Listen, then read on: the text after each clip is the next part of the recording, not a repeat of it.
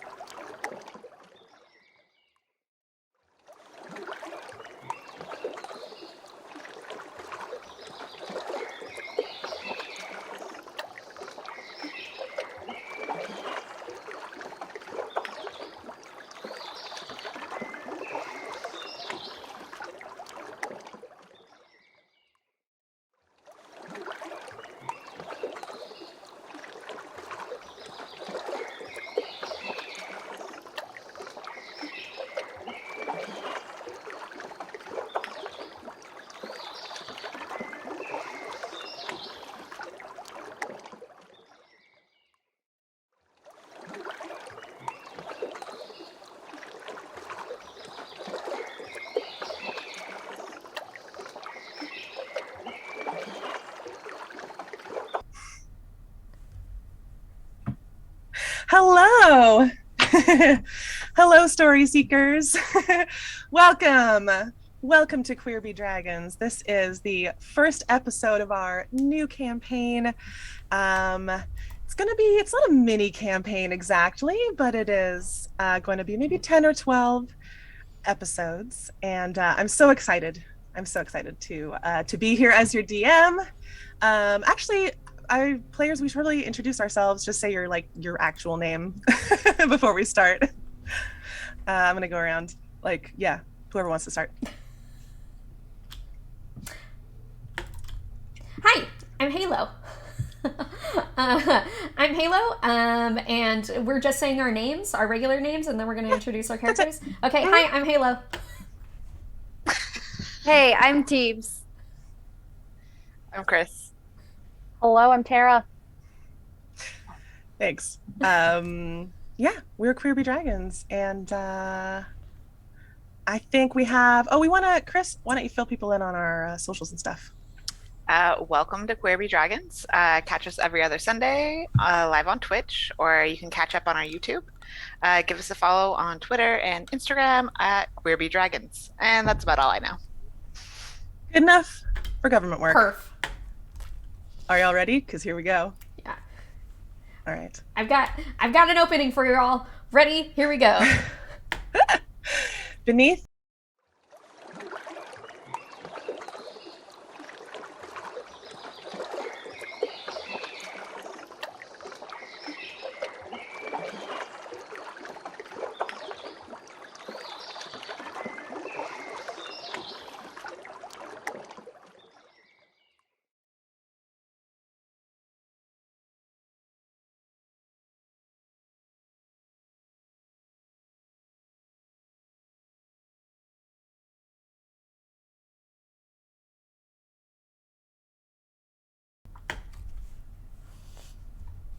Okay. Beneath the ethereal plain and across 5 seas lies a small, forgotten continent. Listen closely, story seeker, for in the echo of a hoot or a howl, you may hear the tale of Arkinia. Long ago, Arkinia's verdant shores were colonized by those who sought to bend nature to their whims. With reckless violence, they slaughtered or enslaved the creatures they found there. In the darkest days of havoc, a great power arose from the land. It transformed the beasts of the field and sky and stood them on 2 legs. As equals, they met the awestruck eyes of elves and humans, gnomes and giants. Even the wind held its breath, and a great mist settled on the seas. In the stillness, hand shook hoof, and soon the bloodshed had faded from memory. Today, war is but a fairy tale, and the people hold the land in balance, generation after generation. Though Arkinians are as colorful and varied as the seasons, they share a common tongue and a sense of divine order. But can chaos ever truly be tamed? On the west side of the continent, the Nornog mountain range divides the scrubby hills of the coastal region from the fertile fields of the inland sun basin.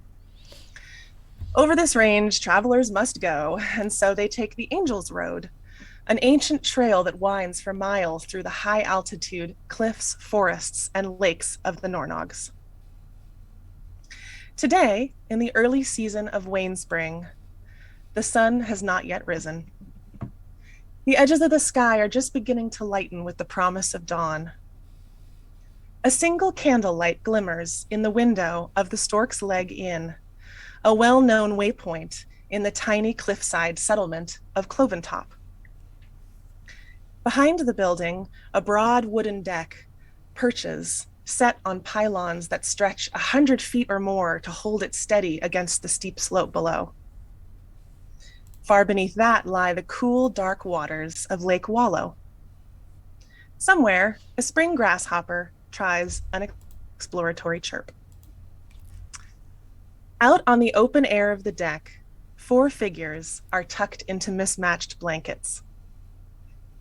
Beads of dew have settled on their forms, but the slow rise and fall of their chests is a reassurance. They are only asleep. The largest figure, nearest the back door, is snoring.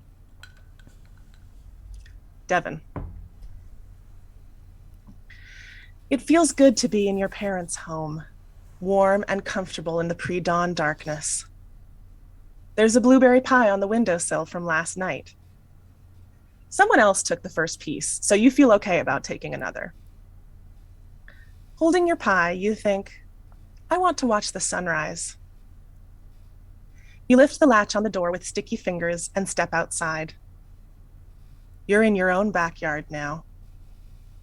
You know it like the back of your hoof, the fields crisscrossed in neat lines with ditches that capture the marsh water and harness it to feed your crops.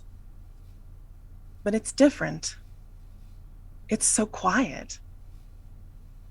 Where are the insects that usually herald the dawn? You break into a trot toward the first ditch. At its edge, you stop, and now you can hear your own heartbeat pounding in your ears in the silence. Before you, the water is disappearing. Not flowing away, but sinking into the earth, the last drops draining to nothing before your eyes. You look up to see that all of the ditches are empty. You drop the piece of pie and watch it splatter across the dry ground. The syrup looks like blood in the sand. Ahlin. You're sitting at the edge of an undersea trench, dangling your fins in the cool currents and watching shoals of silvery fish dart and turn, glinting like silver pieces in the shadows of the rock. On the mountainside behind you is a vast network of glowing cracks, all filled with lava, casting a cozy warmth. You think about how the lava's steady energy helps power the volcanic city your love calls home. You think about her for a little while, and time passes. You don't know how long. But looking at those little silver fish, their glimmer is starting to fade. They're still there, but they're not reflecting light. In fact, the whole trench has dimmed, and you realize that your back has grown cold. You turn to face the volcano, and your stomach drops. The cracks are clouding over before your eyes, lava hardening in the water, gray and misshapen. That's not supposed to happen, you think, but it is, glow after glow, blinking out in the darkening waters of the ocean. At your feet, the last crevice crusts over, and the light dies. Quell. You took the last watch tonight, perched on the railing of a treehouse high in the woods. It's dark, but you can see pretty well in the low light of a magical torch. Your keen eyes follow the gentle sway of the rope bridges that stretch before you, linking tree to tree. It's soothing. Your feathers ruffle comfortably, and time passes. Wait, were you sleeping on your watch? You startle, shaking your head and blinking hard. The railing is beginning to hum beneath your claws. You look up, following the sound, and see the ropes on the nearest bridge are buzzing as if strummed by an invisible hand. Caught in the vibrations, the slats begin to break loose, shattering and falling away into the darkness. With a snap, the first rope breaks. It almost looks like a knife cut it, but there's no one here. Snap, snap, snap. One by one, you hear the ropes split, bridge after bridge now being destroyed, splintered wood and fibers raining down, leaving each house an island in the drifting sea of the forest canopy. Below you, the last rope falls away and is lost. Fibbit. You're settled at the edge of a forest clearing in the early afternoon. The breeze is gentle, and a few fat bees are droning in the bushes of wildflowers. You were a little hungry, so you're eating grass. It grows in a long strip along the edge of the trees, forming a neat pathway between the woods and the heather. It's very convenient. You don't have to think at all. You just have to open your mouth, go down the line, and munch. Time passes. You don't really care how long it's been or how far you've traveled as you mow down the grass. But something's different. It tastes different. The grass is starting to lose color. You rest your face in your paws and you squint at it. The blades are turning gray right before your eyes. Why could that be? Food is important, so as much as you hate to, you furrow your brow and you try to think. Your ears pick up a faint sizzling sound. You stand up and watch from two legs as the long row of lush grass curls, smokes, burns, turns to ash. Your mind is whirring now. You know this doesn't make sense. Panicked, you look down and your foot paws are sinking in the gray dust. Dust. In the last moments of sleep, each of you hear a woman's voice, deep and steady, breathing words into your mind. The line has been broken. And you wake up.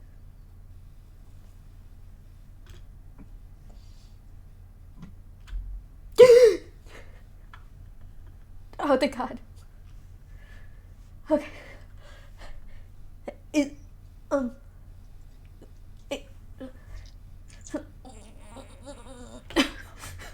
Oh. No. I look over at Fibbit. Yeah, it was. What? I, had a terrible dream. There was, fire and sinking and the color gray, which honestly was the worst of all. Quite peculiar. Mm-hmm. I'm pretty sure it was a premonition. We're all going to die.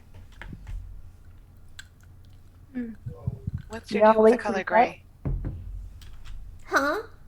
What's your deal with the color gray? It's a very boring and sad color that things should not be. Like rocks? Aren't you gray yourself?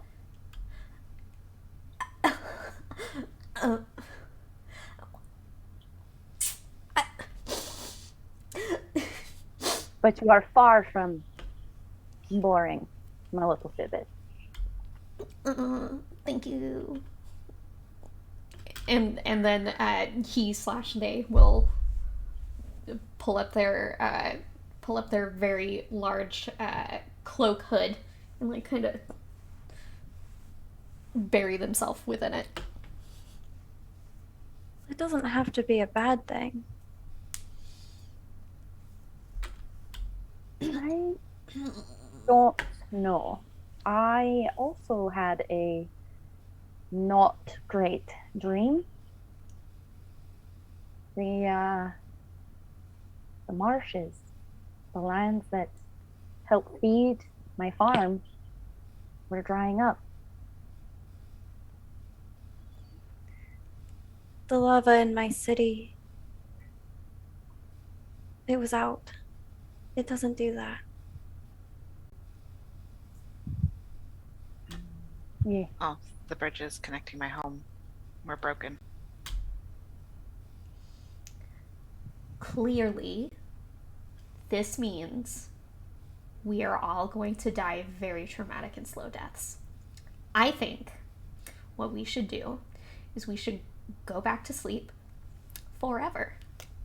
Not in like not in like a dead way, but like in a can't get us if we're sleeping.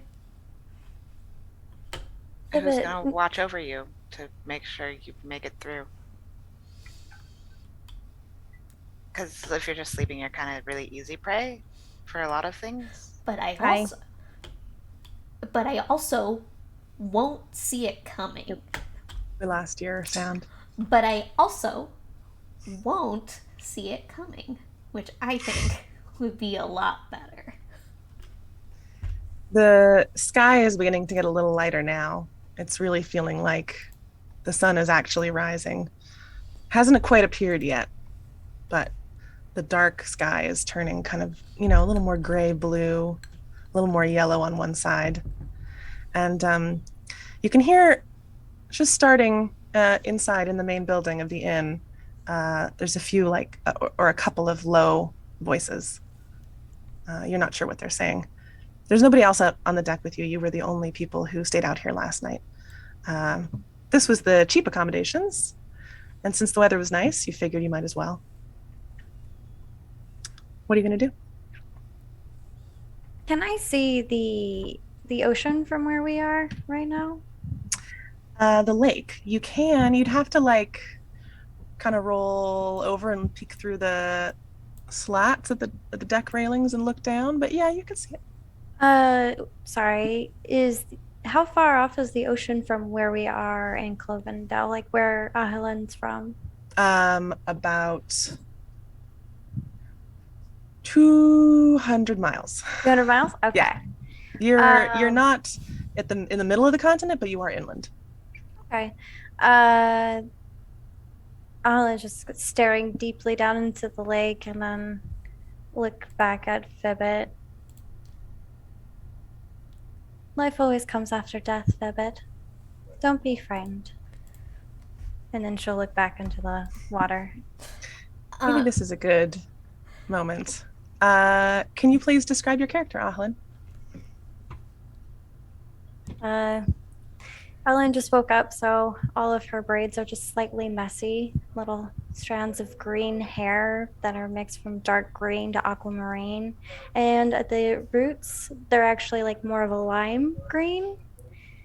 Her skin is very dark, like the night ocean. And she has white freckles all over her body. Her eyes are like a milky color, and she has a little mask on that she always wears, except when she eats. And she has little fins in between her fingers, and she's dressed very finely. Right now, she's probably just wearing like a little bustier and maybe like a little slip, but usually she wears very fine linens of blue and red.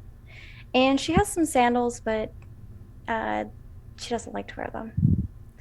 She also has some pearls and gold and lots of jewelry. Fibbit looks after Ahlin said that very ominous and vague thing. Fibbit looks over at Devin and is like, I hated that.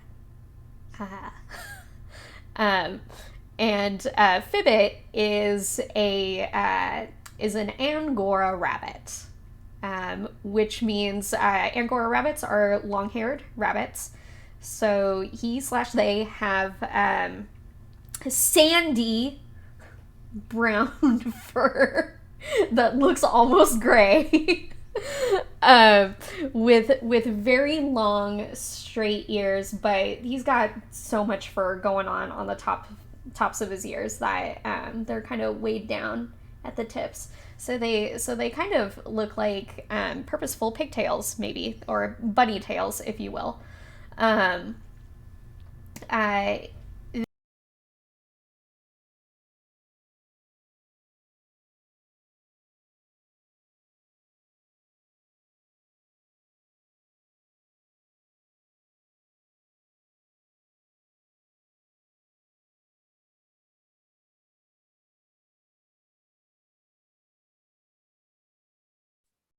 And with that, Quell ruffles her feathers because there's like a little tail of feathers back here that are going in all of different directions.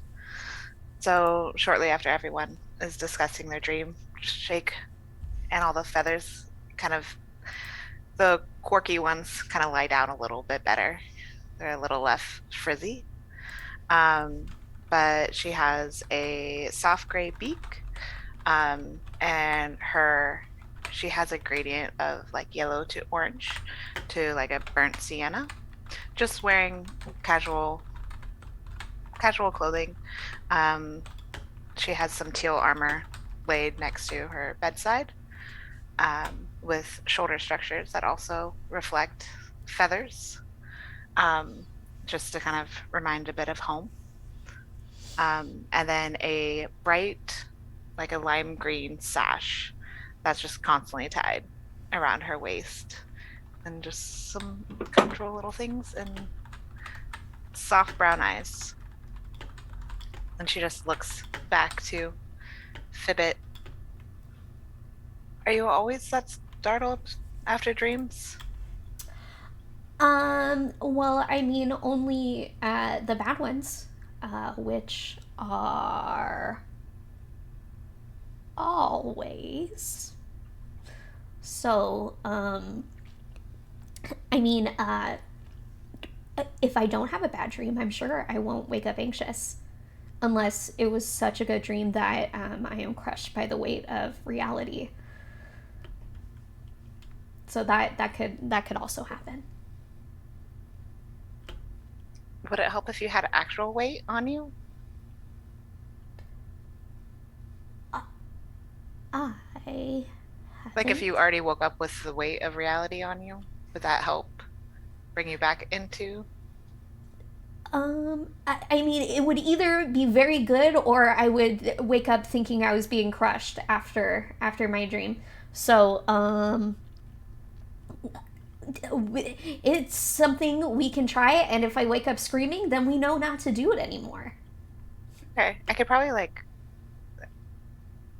weave together some like tree branches and such and make you like a tree blanket. And then we can just add more leaves onto it as we go. Fibbit thinks on this for a moment and is like, maybe. Just maybe that will help keep you more grounded. I don't know. And then, oh, sorry, I Yeah, never got to finish my character thing. Yeah, go for it. Good. I ended off on just having a big ol' cloak that is much too big for them. With a hood that has holes for their ears to like stick out of, but they're kind of currently holding with the hood up, holding their big old cloak closed, kind of like hiding themselves in it. Devin, you're doing the calculation about how many leaves you would have to pile on somebody to actually like provide substantial weight, and it's not really calculating out. Can you describe your character as well? I'm gonna apologize now to everybody for my accent. I'm working on it. It's Oh yeah. complicated. Okay. No, we love it. We love to see it. Okay. So, what you see is Jesus, how tall? I believe she is. I want to say 7'5". So seven and a half feet. Yeah. 7 foot tall, like cow person. Yeah, she's 7'5". And she has like gray fur. So Devin kind of took the little gray boring comment a little personally, a little bit. But yeah, she's actually like it is like long fur on her face and like body, but she does have like people hands. She's got gray hair, which is not gray, green hair, like this color. Yeah. Which are right now, currently the hair is down. She doesn't sleep with it, but normally she has it in like 2 little buns that kind of like frames her like cute little like ivory-esque like horns. She has like a yellow orange eyes. She's got 2 eyes. I don't know why I said 1 eye. A really big like ring in her nose, like a septum ring essentially, and there is a scar on her 1 eye and like on her cheek a little bit. And there is her ears. She does have like kind of floppy-esque ears, and there's like little green hair coming out of her ears too. And she does have, right now, she's just wearing like simple, like farmer-esque clothes, just simple linens, nothing too crazy. And she's got a symbol, like a necklace with a symbol on it that looks like a wreath, pretty much, with like a stick going through it. Very simple, though. It's not like super ornate. Kind of looks like maybe she made it herself, which she probably did. So. Well, as you are contemplating the practicality of a tree blanket, the back door of the inn creaks open just slightly, just enough so that you can see a little sliver of the face of the proprietor, who is a half orc named Yadira. And she says, "Hey, you folks want breakfast or what?" And click, the door shuts again. Oh. They have such lovely fish here. Food sounds great. And you can see Devin starts to like put up her hair in her buns. And then she's gonna. We've got hydration and posture check from your okay, dad, okay. the squid. So everybody, real Oh, quick, boy. take a little. Yeah. And then also. Yeah, I really was not doing the posture thing. That was not happening. All right. Thank you, Hem, hem, hem. your dad, the squid. Anyway, back to the game. Yeah. You guys gonna head in and have breakfast? Aye. Yeah. All right. Food Yes. is the most important part of the day. Truly.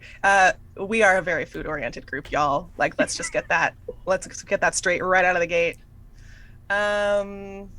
Also probably the only thing straight about us. Okay, so you head in, and it's just like a very simple room. So the main room of the inn is just very basic few wooden tables and things. And there's a simple bar over on one side where Yadira is standing. She's stocky and strong. She has sort of like pistachio colored skin, and chestnut hair that kind of flops over. She's got one side shaved, and really just the classic look. She's wearing a flannel lumberjack shirt. She really is. And she's got a big silver belt buckle on her pants. And she's kind of like gives you like a half of a high sign as she's like wiping down the bar and getting ready for breakfast. Devin comes in. She looks at Yadira and says, you need help with breakfast this morning? Nah, Marty's got it covered, but thanks. Appreciate that. Listen, I think he's serving, what is it, Marty? And you hear from the kitchen, which is like a closet, basically. Like the sound of a couple of things crashing. And you hear, bread pudding! Bread pudding, apparently. It's what we're serving.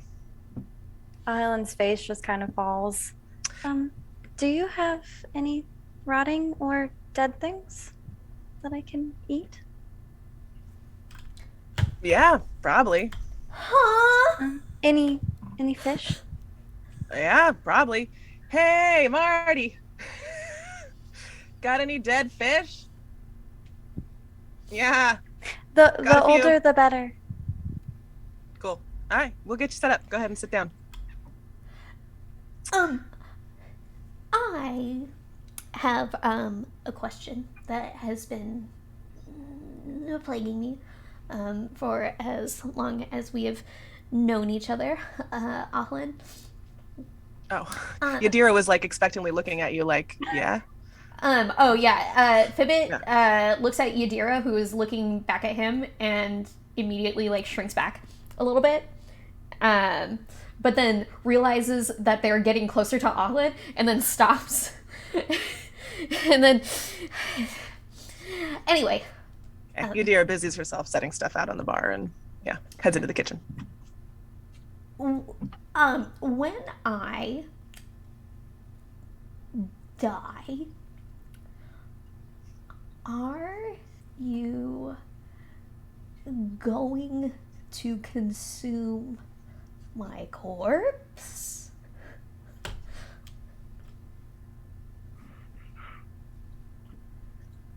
She has to think about it. She just slowly turns her head off to the side.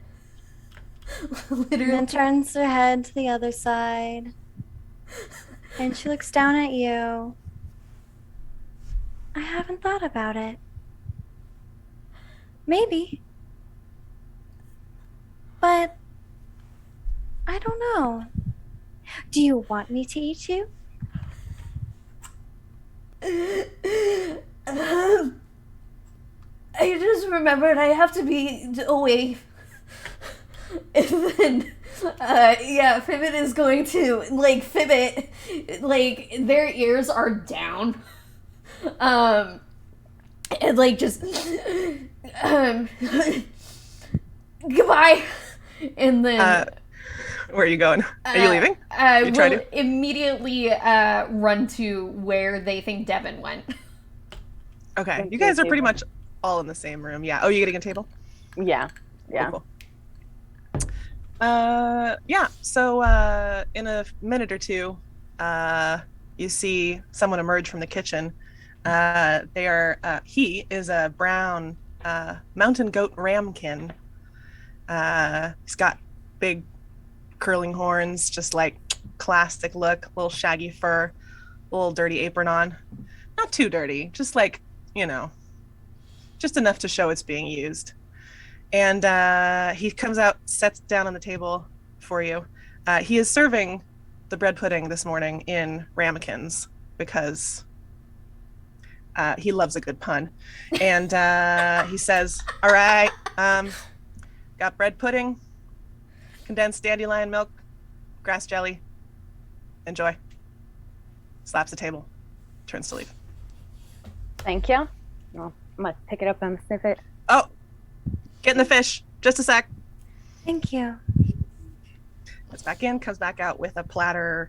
It's like a tray, sort of, not really a dish, of some kind of small lake fish that is.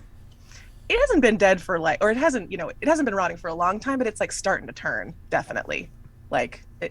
Probably this was gonna go out like in the big compost heap out back, but he figures if you can make a silver off of it, might as well serve it to you.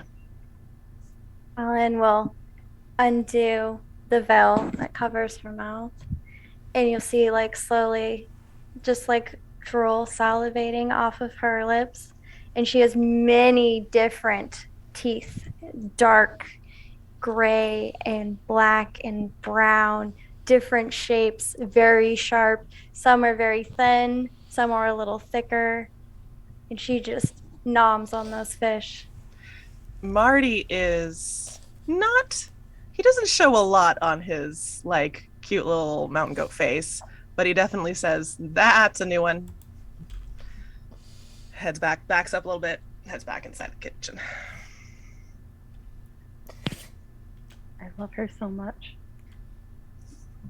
Fibbit, who had a piece of the bread pudding halfway to their mouth, drops it. And just puts the bread pudding down and pushes it away. You're not hungry, Fibbit?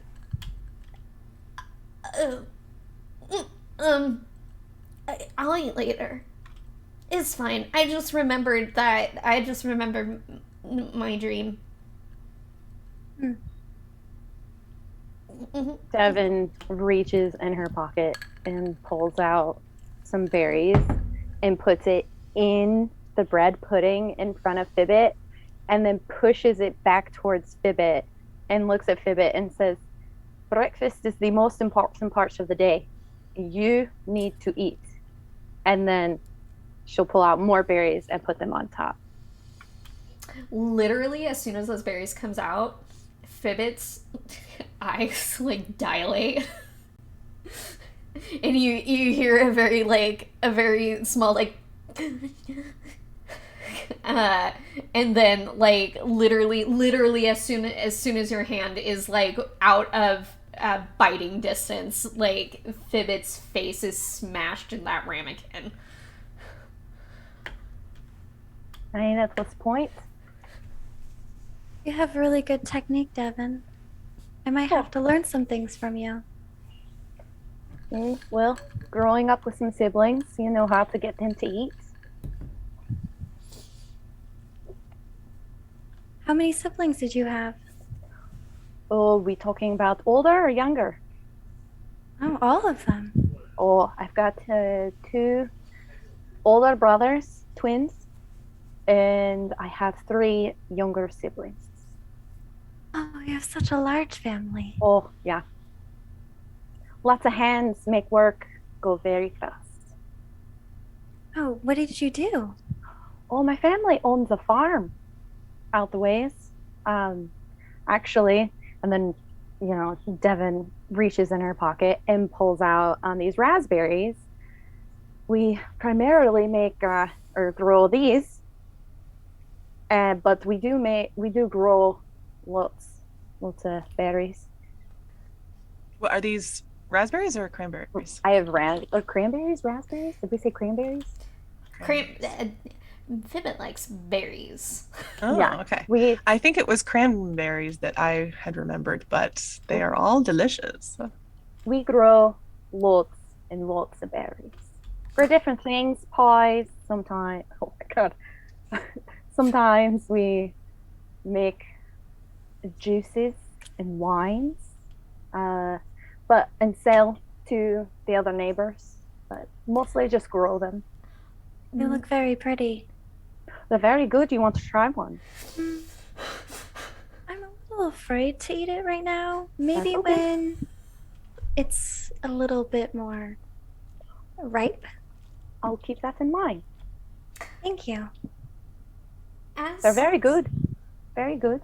As Devin and Ahlin are having their conversation, may I attempt a sleight of hand roll to straight up just snatch it from her hand as she's like holding it? Do you want this to just be like, do you want her to not see you, or do you just want to be quick about it? I want to be too quick for her to take it back from me. Okay, so make a dexterity check. General dexterity check. Okay. Since this isn't this is not a sneaky endeavor. Okay. First roll. First roll. Oh my god! First roll! Okay, let's do this. All right.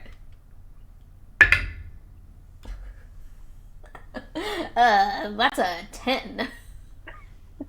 So a very middling roll. So not bad and not particularly good either. Let's see here. Pretty sure you're gonna see that there, Devin. My passive perception is a 13. I feel like I would have perceived this to fully happen. Aware. Oh yeah. Oh, there's my Midwestern. Oh yeah. Oh yeah. Oh yeah. Oh, you betcha. Oh, you betcha. Oh yeah, betcha, bud. Yeah. The Fibbit is stealing your stuff, but that's just because they're hungry. No, you must eat more of your breakfast. Okay. And Fibbit will dejectedly grab also from the berries that you put on the bread pudding, there's this smear of red on their face. And they'll just casually sip at their daisy milk, right? Or dandelion milk? Dandelion milk. Mm-hmm. Yeah. Looking dejected.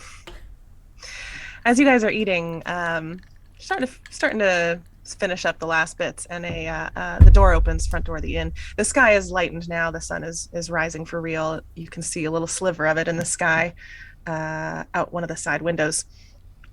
And the front door opens, and a woman, looks like a squirrel folk, walks in, heads over to the bar, starts talking with Yadira in a low voice. But just, town's starting to come to life.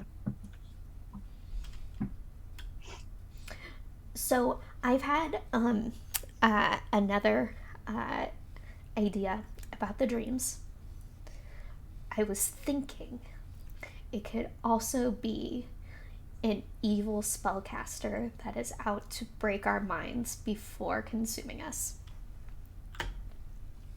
What is it with you and people eating other people? That's not common. Fibbit. I beg to differ. I have to side with Fibbit. It does happen. But not that often. But it does happen. It is something to be concerned about sometimes. Okay. And so because you never know when the right time to be concerned about it is, I have chosen to be concerned about it all the time forever. Yeah, y'all aren't sure about the eating people thing, but like the idea of the evil spellcaster is like straight out of a storybook. Like that's not a thing. Yeah. This rabbit reads a lot of books. Maybe. I mean, Who knows? things happen all the time that are unexplained. True. Oh my god. Oh my god. What if? Oh god. Like, Fibbit, like, what if we're in a dream right now? What if we never woke up? Oh my god. I pinch Fibbit. Ow! You dreaming? I hope not. Would you like any fish? Oh, no, I don't really eat too much fish. But thank you. Appreciate it. Quill, do you want...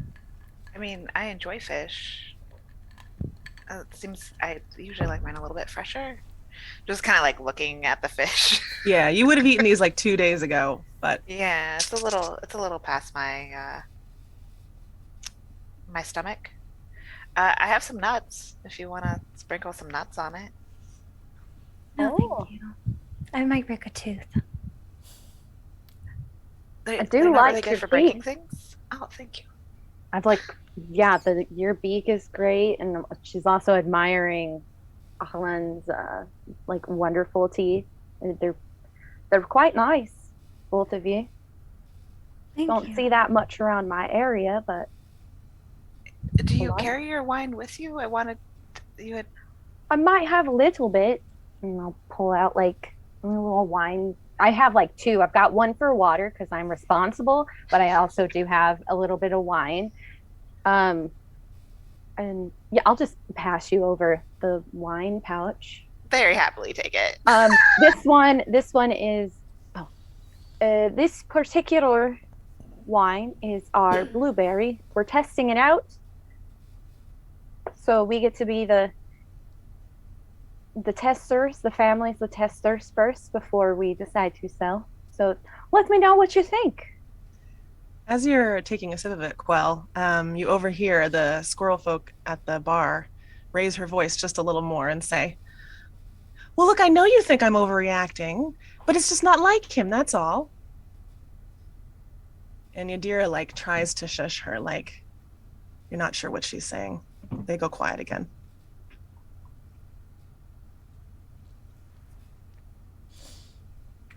Does it sound like missing? Do you want to listen in on their try to listen in on Yeah, their I want to try conversation? listening and just Okay. like. Make me a What- perception roll. What does her face look like? Does she look distressed? Does she look like she's explaining something? Make an insight check. I'm trying to remember what spells I packed. 18 we're rolling. insight. 18 insight. Okay, and then I'll get it from 8. Chris. 8 perception. Okay. Chris, you can overhear a few words here and there. Something the squirrel folk is saying about every couple of weeks. Oh, yeah. But he wouldn't not come home. Oh, what do we got? We have a raid from the compound. Oh, ew. Hi, Thank the compound! you.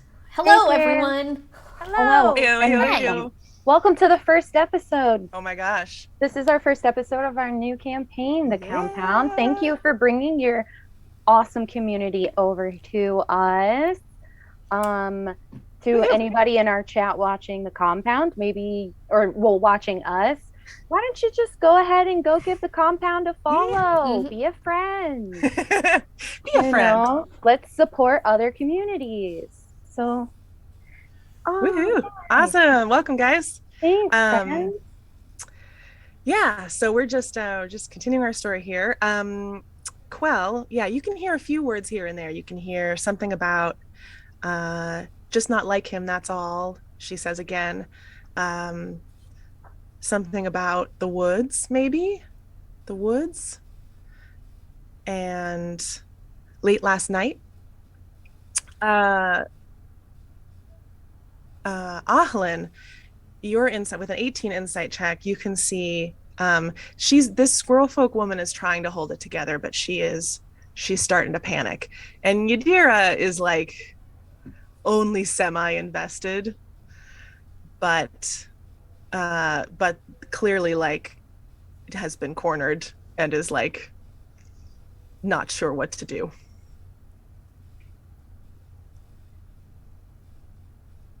Did you all hear that? A kind of like just feathery point. Uh, this is the squirrel. She seems upset about something, or Something missing. Something I heard. I only got some bits and pieces, but something about woods. The squirrel folk woman looks exasperated and like thumps her little foot on the floor and turns over to you. She sees that you're now watching her and she says, "Do you know the woods?" A bit. Is everything all right? Well, Yadi thinks I'm blowing it out of proportion, but I just think, hi, sorry, my name is Tessie. This squirrel folk woman she's middle-aged. She has nicely combed ears, a little bit of blush on her little furry cheeks. Wearing like a skirt and a blouse. Her blouse is fastened like one button off, like she didn't quite get it on right, but it's covering up the important stuff. And yeah, you can see her little foot like starting to tap against the floor. Um, it's just that my husband didn't come home last night, and it's not like him. That's all. I mean, he goes out and does whatever it is that he does, but he always comes home is all, and I just think it's strange, don't you? What areas do you know? What areas your husband usually goes to in the woods, or what he searches travels for? She grumbles. She pulls out of her pocket like a crumpled sheet of paper or like a piece of paper, and she tries to unfold it, but her little claws are shaking. She's having trouble with it. Well, okay. Well, he's into this like geocaching thing, you know? Okay, Yeah. yeah. So he goes out and he hides things, I guess, for people. I don't really know. And this might have been where he was going, but I don't know what it means. And she hands it over to you. Yeah, I was like, I was going to reach for it. Can I decipher anything from like the map? Yeah. So the first word, it's not really, it's like barely a map. You see at the bottom, you can see one clear word, which is lakeside. And there's a scribbled X somewhere else on the sheet of paper, and then up on the corner there's the letters N N W and a series of numbers. Quell, I'm just gonna say you would know what this is. They're coordinates. Doesn't mean anything to me. Have you considered the possibility that your husband fell and a great cliff and is now I'm going dead? to stop Fibbit. I'm going to Oh. immediately put my hand over Fibbit's mouth before Fibbit gets that out. I mean, if Do you- someone's unfamiliar with the area, it's entirely possible. But if it seems like he did a little bit of searching, just kind of like looking. But Essie is like starting to just shake just slightly. no, don't. No. I just like tap her little hand for a second, in like a reassuring, but like not a casual way. Not terribly helpful way, yeah. Yeah. She looks down and looks up at you. He looks like he at least put some coordinates down here, so I'd be worth checking it out. I Maybe he'll turn I don't. up before then.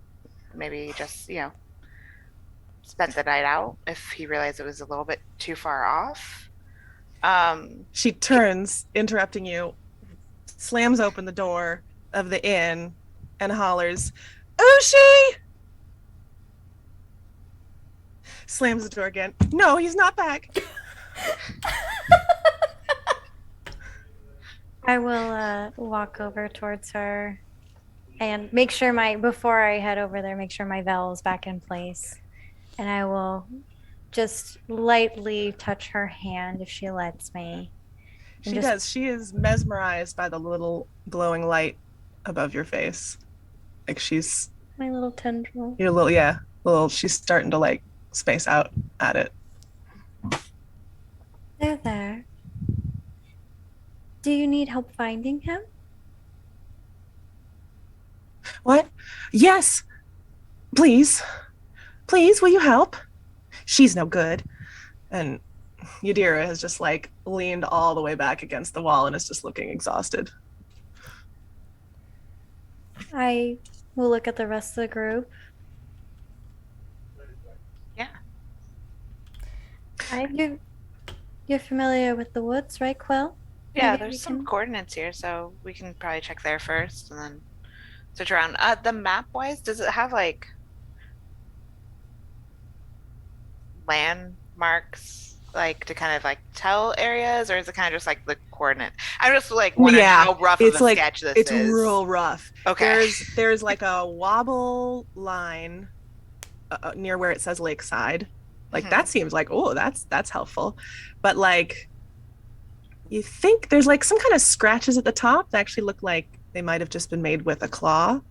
That might be like it's a straight line, like maybe that's the road. It's like this is pretty rough, but there's definitely like a little scribbled X somewhere closer to the word Lakeside. Yeah, this is freaking rough, man. But you think you could probably at least get in the vicinity, like you've got your compass, what have you. So you don't think you can lead her maybe to the exact spot, but I mean, sure enough, could look around the area. probably not going to be close to where you are right now. It's going to be a bit of a walk. Okay.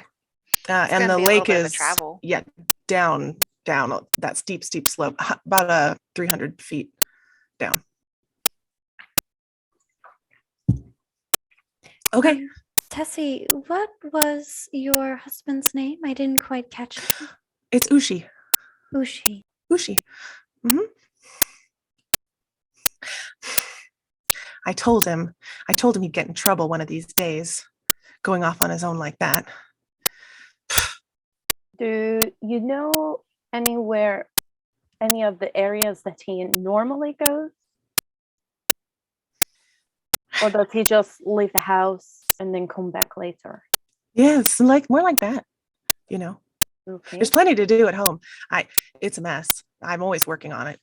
So I never go with him, Okay. She's playing with she has a little necklace on she's playing with, and you can see nervously. You can see it's like it's just a really simple gold ring. Does he have any friends that he normally takes with him? Or does he go by himself? I mean, I don't think so. I don't think so. I mean, we don't have a lot of friends. I don't know why. Do you recall what he was wearing? Any markers? Probably pants. Any bright colors? No. Okay. He's red. That's somewhere to start. Oh, and he's got his tail's a little smaller. She So gestures at her big floofy squirrel tail. He's similar to you then. Oh yes, but red. Oh, and little points, like little tufts. He plucks at them when he's nervous.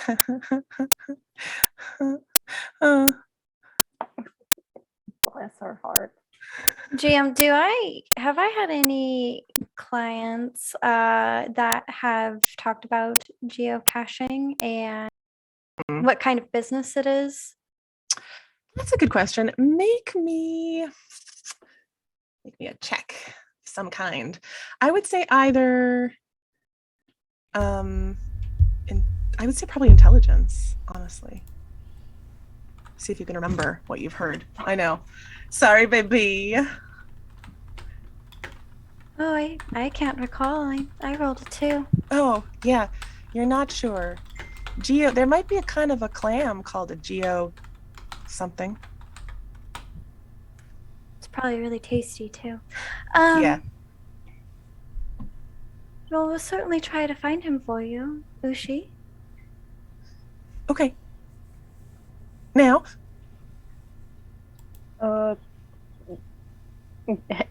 Devin looks at her half-finished bread pudding and goes, "Yeah, or I will pack up and go." There's a heavy sigh from Yadira, who says, "I'll pack you some lunches." She heads into the kitchen. Oh, thank you. You hear behind her, "That'll be 2 silver." Okay. Fibbit. Yeah, go ahead and mark off. I just realized it would have cost 1 silver to sleep out on the deck, and then 2 silver for the food. So 3 silver altogether. Mm-hmm. I'll cover the sleeping.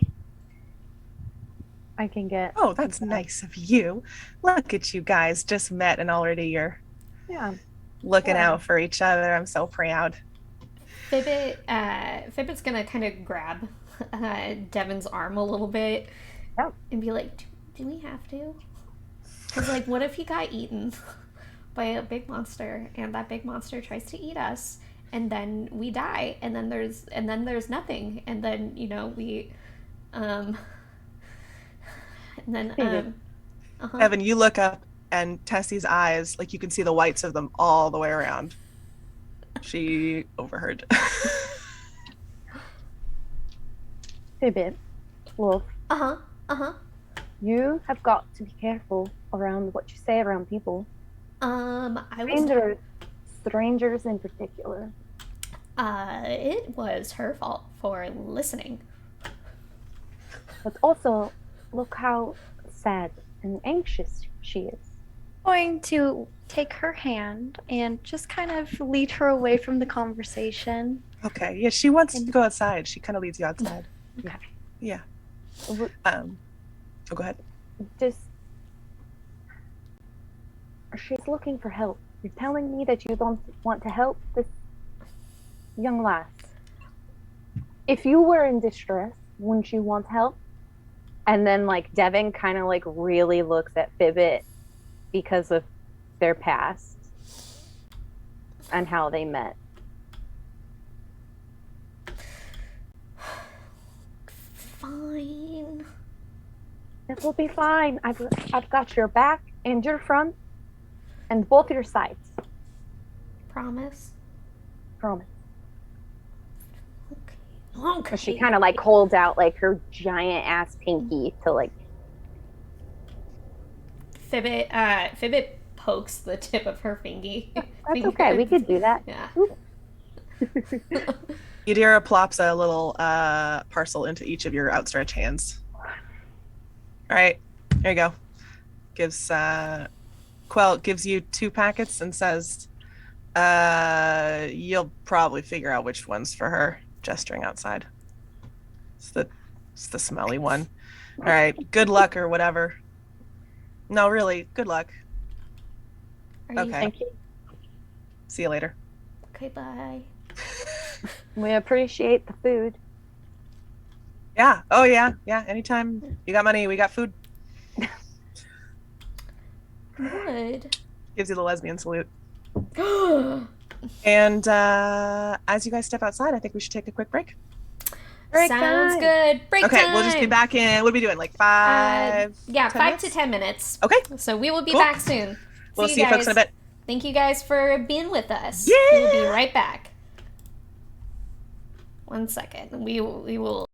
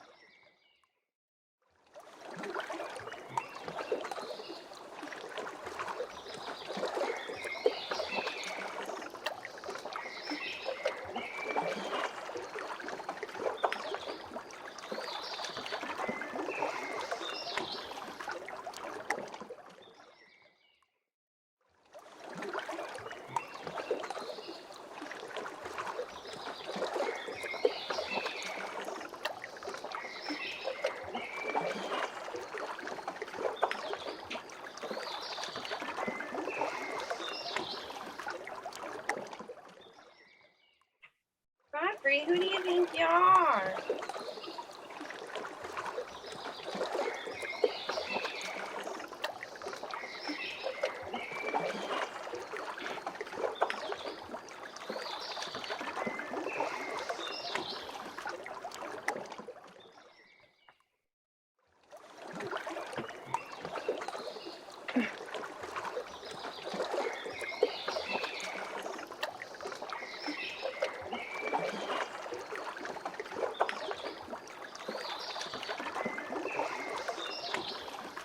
Who?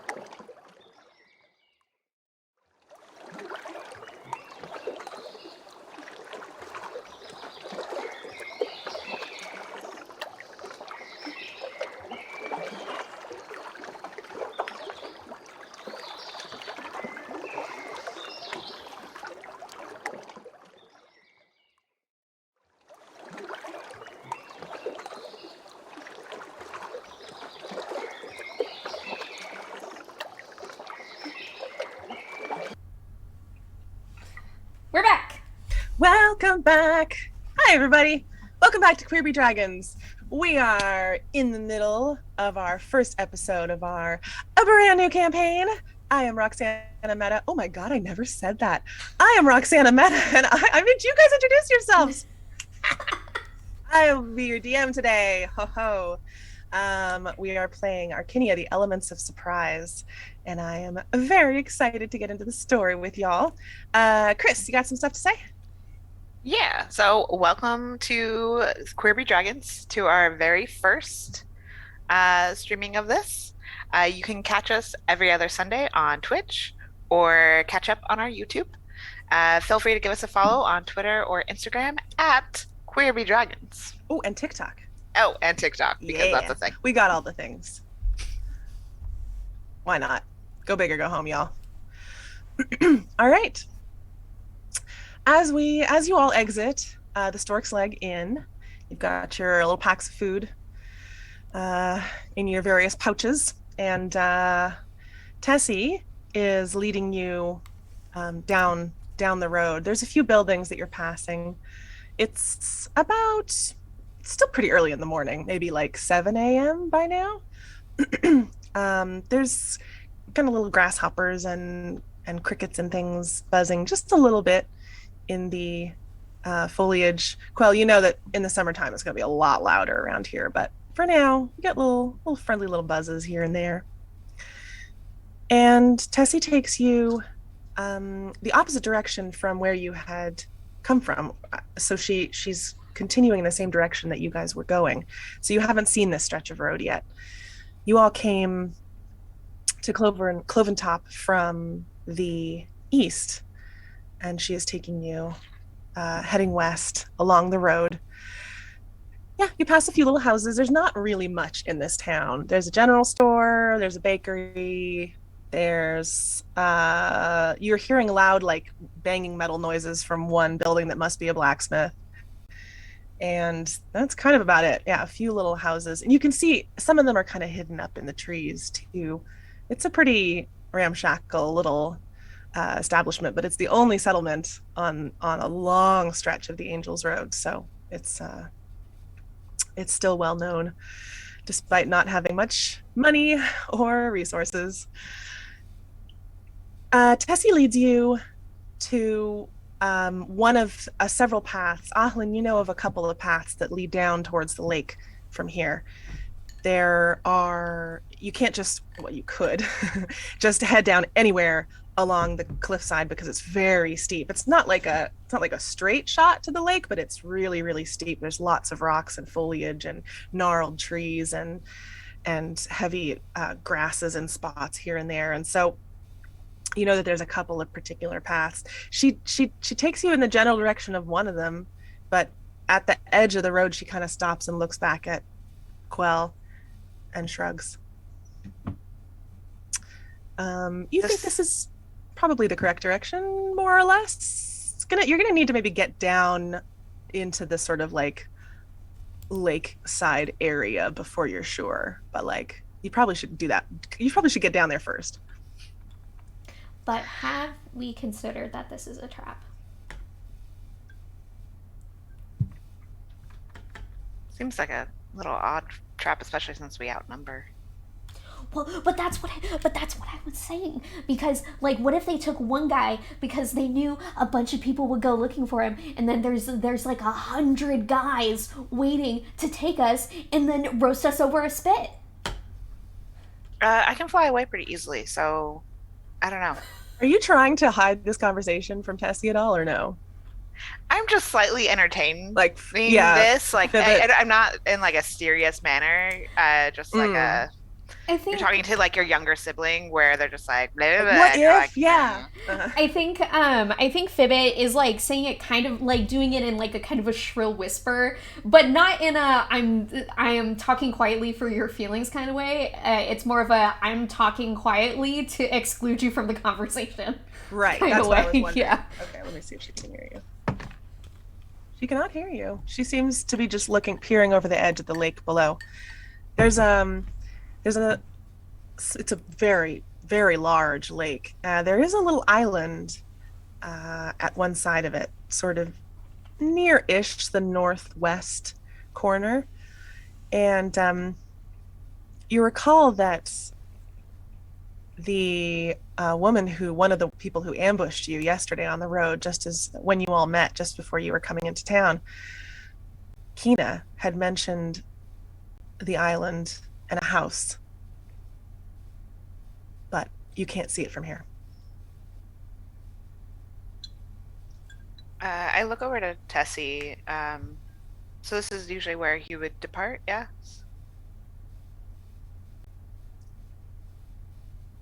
Okay. So She's like constant deer in the headlights, Yeah. squirrel face. Yeah. does there seem to be like a path down, like a rough trail for the others? Yes. Okay. I'll go ahead and just start. I'll lead down whatever trail I think be reasonable for them to follow. Not like super easy, but like reasonable. All right. So, questions. First of all, could you tell me your marching order? Number 1. I can go after Quell. I I will. will be. Oh. I'll go in the back. Okay, good, because Fibbit will be immediately behind Devin. But I wanted to see, is there like a cliffside that goes into, like you could jump off and go into the lake? No. It's like a real steep slope. Yeah. Okay. Also, you know that from 300 feet you would probably die anyway. So, yeah. Keyfish. But it sounds fun, doesn't it? Keyfish. Yeah, Keyfish. we don't want any squish fishies in this campaign. Okay, so it's Quell, Devin, Fibbit. Mm-hmm. Is that right? Mm-hmm. Yeah. Tessie will come after Fibbit because she seems slightly reassured by you, Ahlin. So she's going to come after Fibbit and you'll take up the rear.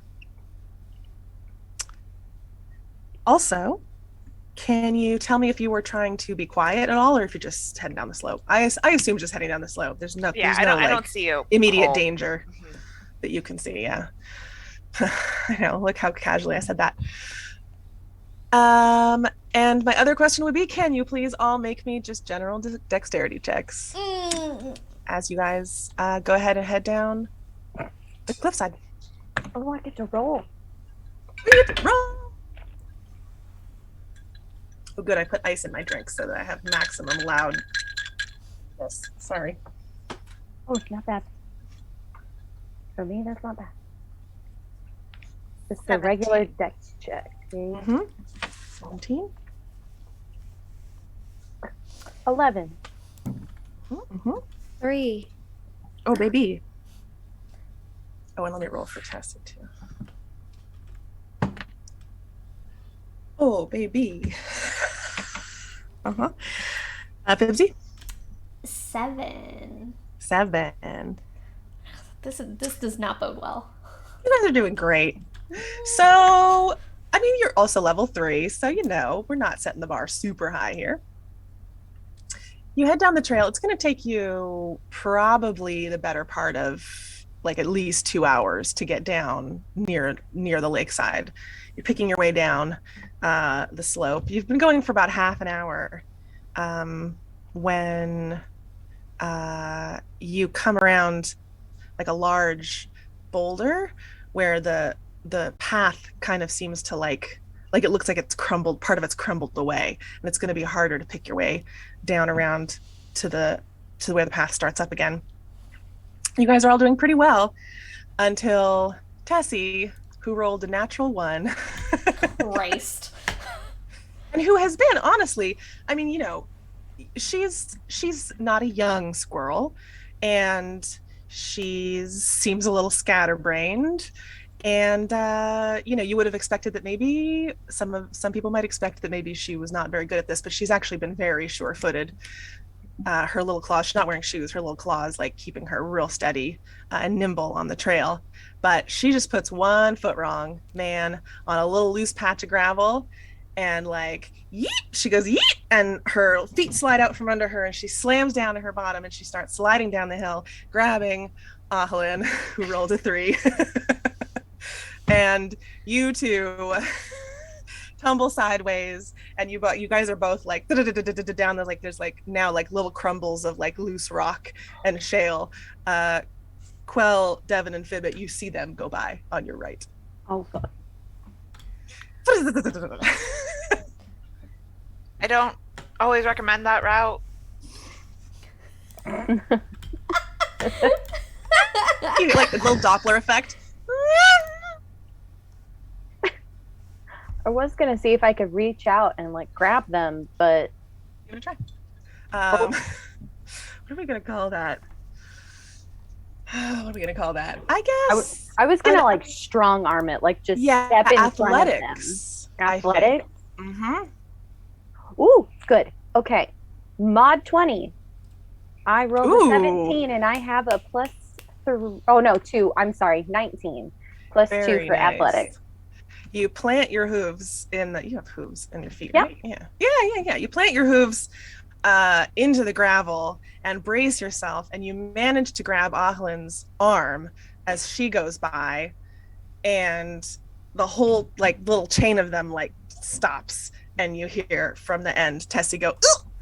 as she too is like stopped short, where she's like hanging on to. Do you have pants on, right, Ahlin? She's like kind of grabbed onto your pants. I have skirts. You have skirts. She's grabbed onto your skirts.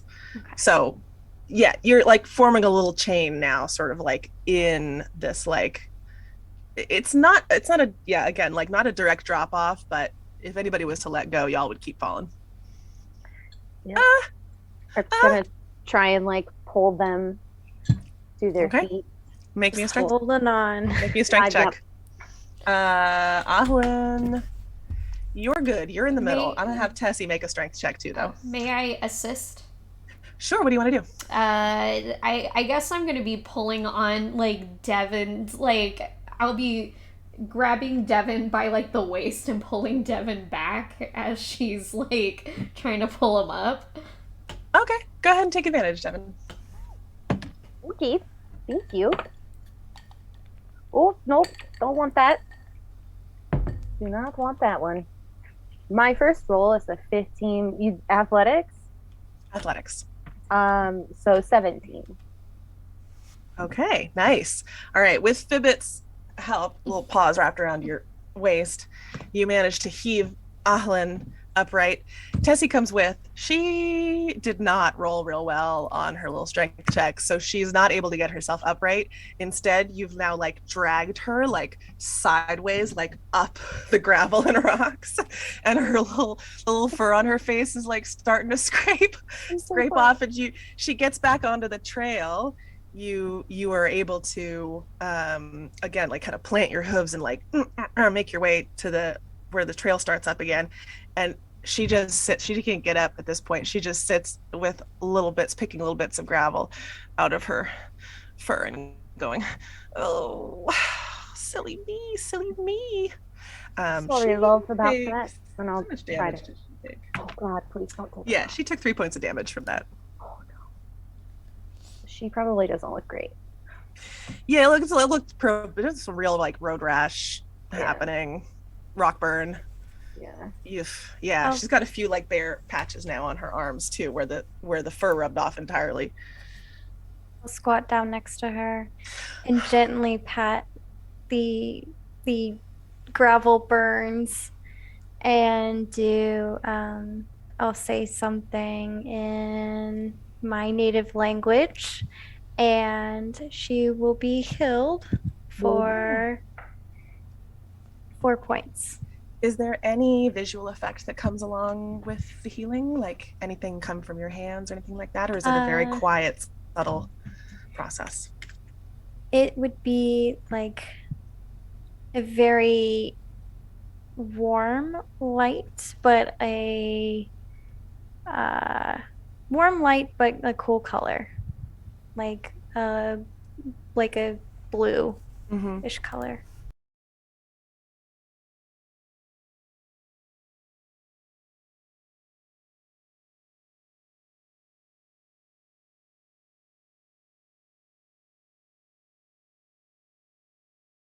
That ever walked this earth, and just like, thank you so much.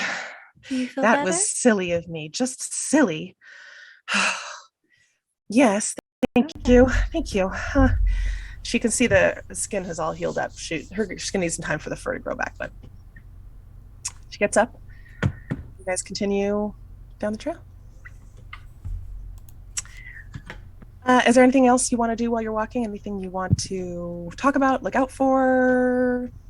Yeah. Fibbit is always looking for danger. Okay, make a perception check. Always and forever. Make an eternal perception check.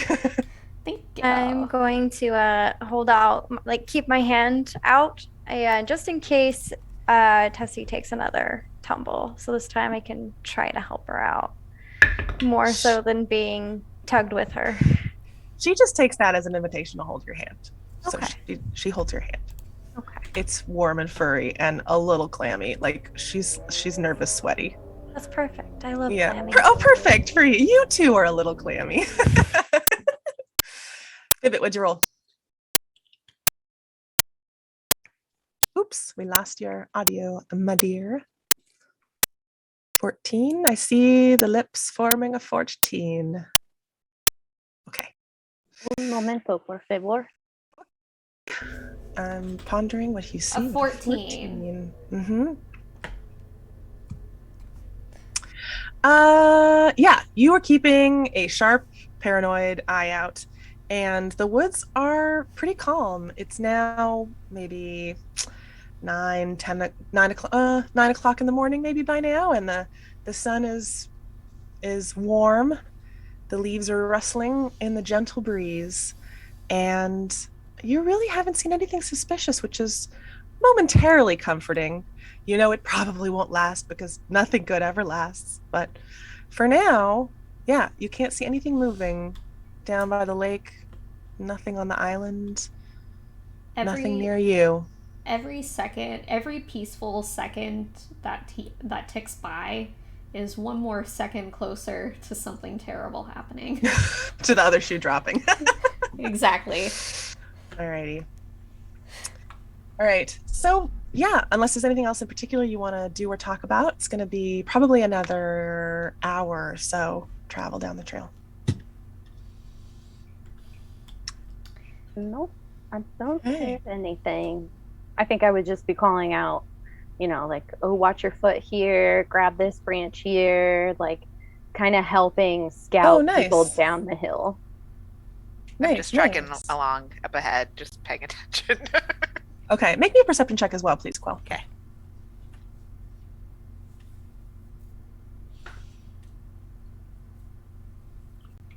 $16. 16. Nice. Yeah. Looking your little sharp beady bird eyes. It's looking pretty safe. You're keeping an eye on this like atrocity of a map that you've got clutched in one wing. And you are heading in the general direction of these coordinates. Oh, sorry, I just bumped my mic. Heading in the general direction of the correct coordinates. You've consulted your compass, and you have like a general map of the area, not like a very fancy one, but you've got one tucked away in your bag. Oh, do we have to hydration break? All right. Ah. Hurrah. I feel so refreshed. And yeah, you were pretty confident, like, all right, we're heading in the right direction. This was the right path to choose, and like we just got to keep on keeping on. After about an hour, your little sharp eyes, Quell, pick up something that the others, you think you're in front, they probably haven't seen it yet, but there's something kind of wet or shiny on the trail in front of you, about 20 feet. I look back to Devin. You might want to hold up. I see something. I'm going to check it out real quick. I'll put my arms out. Stop everybody. And I'll go over to the shiny wet thing. Does it have a color, or is it like a, I don't know, like the light kind of hitting and like reflecting like the light pool? Mm-hmm. Yeah, it's like wetness of some kind. And as you crouch down and take a look at it, it's like a long streak of like clear, what you can only describe as slime. looks damp. A little Not, abnormal for this area, right? For like the hillside, like not necessarily like a slug of that size, or Yeah, it's about a foot wide. This kind of like trail with like gravel and sand and leaves kind of stuck in it, kind of crosses the trail. And yeah, make me a nature check, please. Fibbit's like standing on his tiptoes, trying to see over Devin's shoulder, and is like whispering into Devin's ear, like, do you think it's a piece of the squirrel lady's husband? No, it's slimy. It might be a fish. Maybe it was a very slobbery beast that ate him. I don't see any footprints. Squirrel. What if it a giant slug with acid slime? Could be. Ahlin, Tessie tugs on your sleeve and says, "Can you make them stop talking?" Oh. Fibbit, Devin, Yes. you're making Tessie uncomfortable. She's breathing into her hands like she doesn't have a bag, so she's just trying to get her breath under control. Don't have anything for her. I'm so sorry. Fibbit, Fibbit nods solemnly and goes up to the lady and very tenderly puts a hand on her shoulder and says, "You should prepare for the worst." Fibbit! What? It will be easier after something terrible happens if she gets ready for it now. She buries her head in your like shoulder, Ahlin.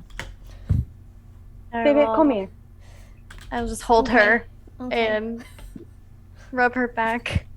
This is an unexpected result of like Fibbit's personality that I like did not see coming, which is just that you're gonna freak out everyone who's remotely sensitive. I was just gonna Yeah, touch. I forgot about that also. Oh god. We are going to have to put you through some sensitivity courses. You have got to be nice.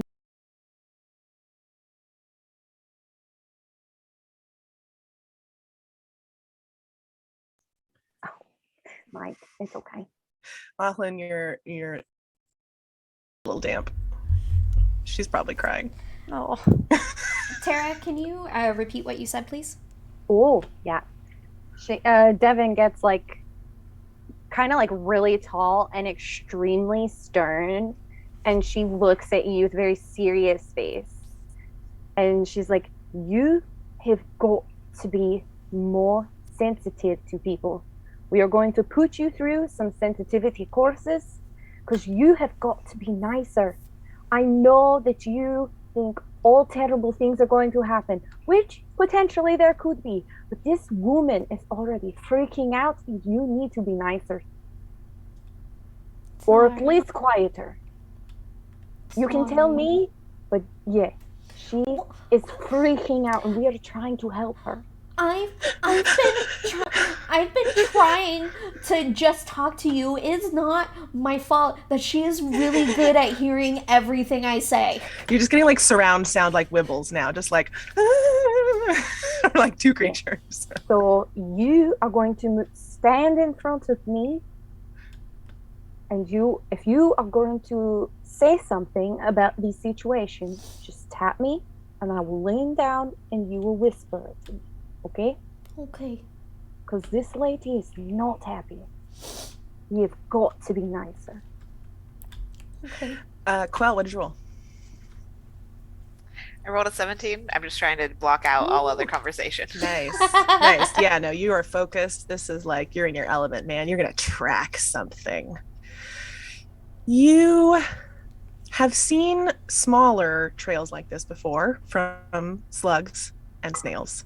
You have never seen one this big, but you just gently like put like the little edge of one feather into it, and it's like I keep hitting my microphone. It's like kind of goopy. You're like, yeah, this is like a slug trail.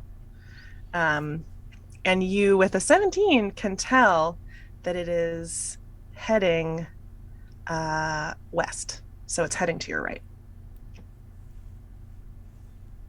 Other than the debris, is there any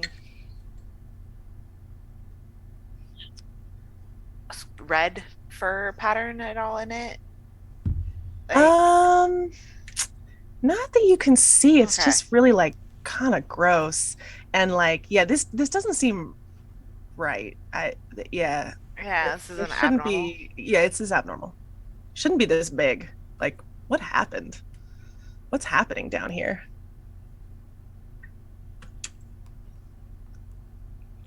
Hey, Devin, you can. There's a large, like, slug trail here.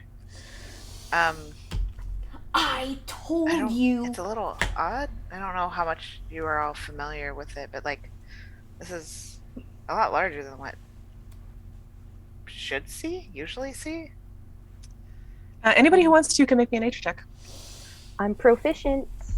Yeah, do it.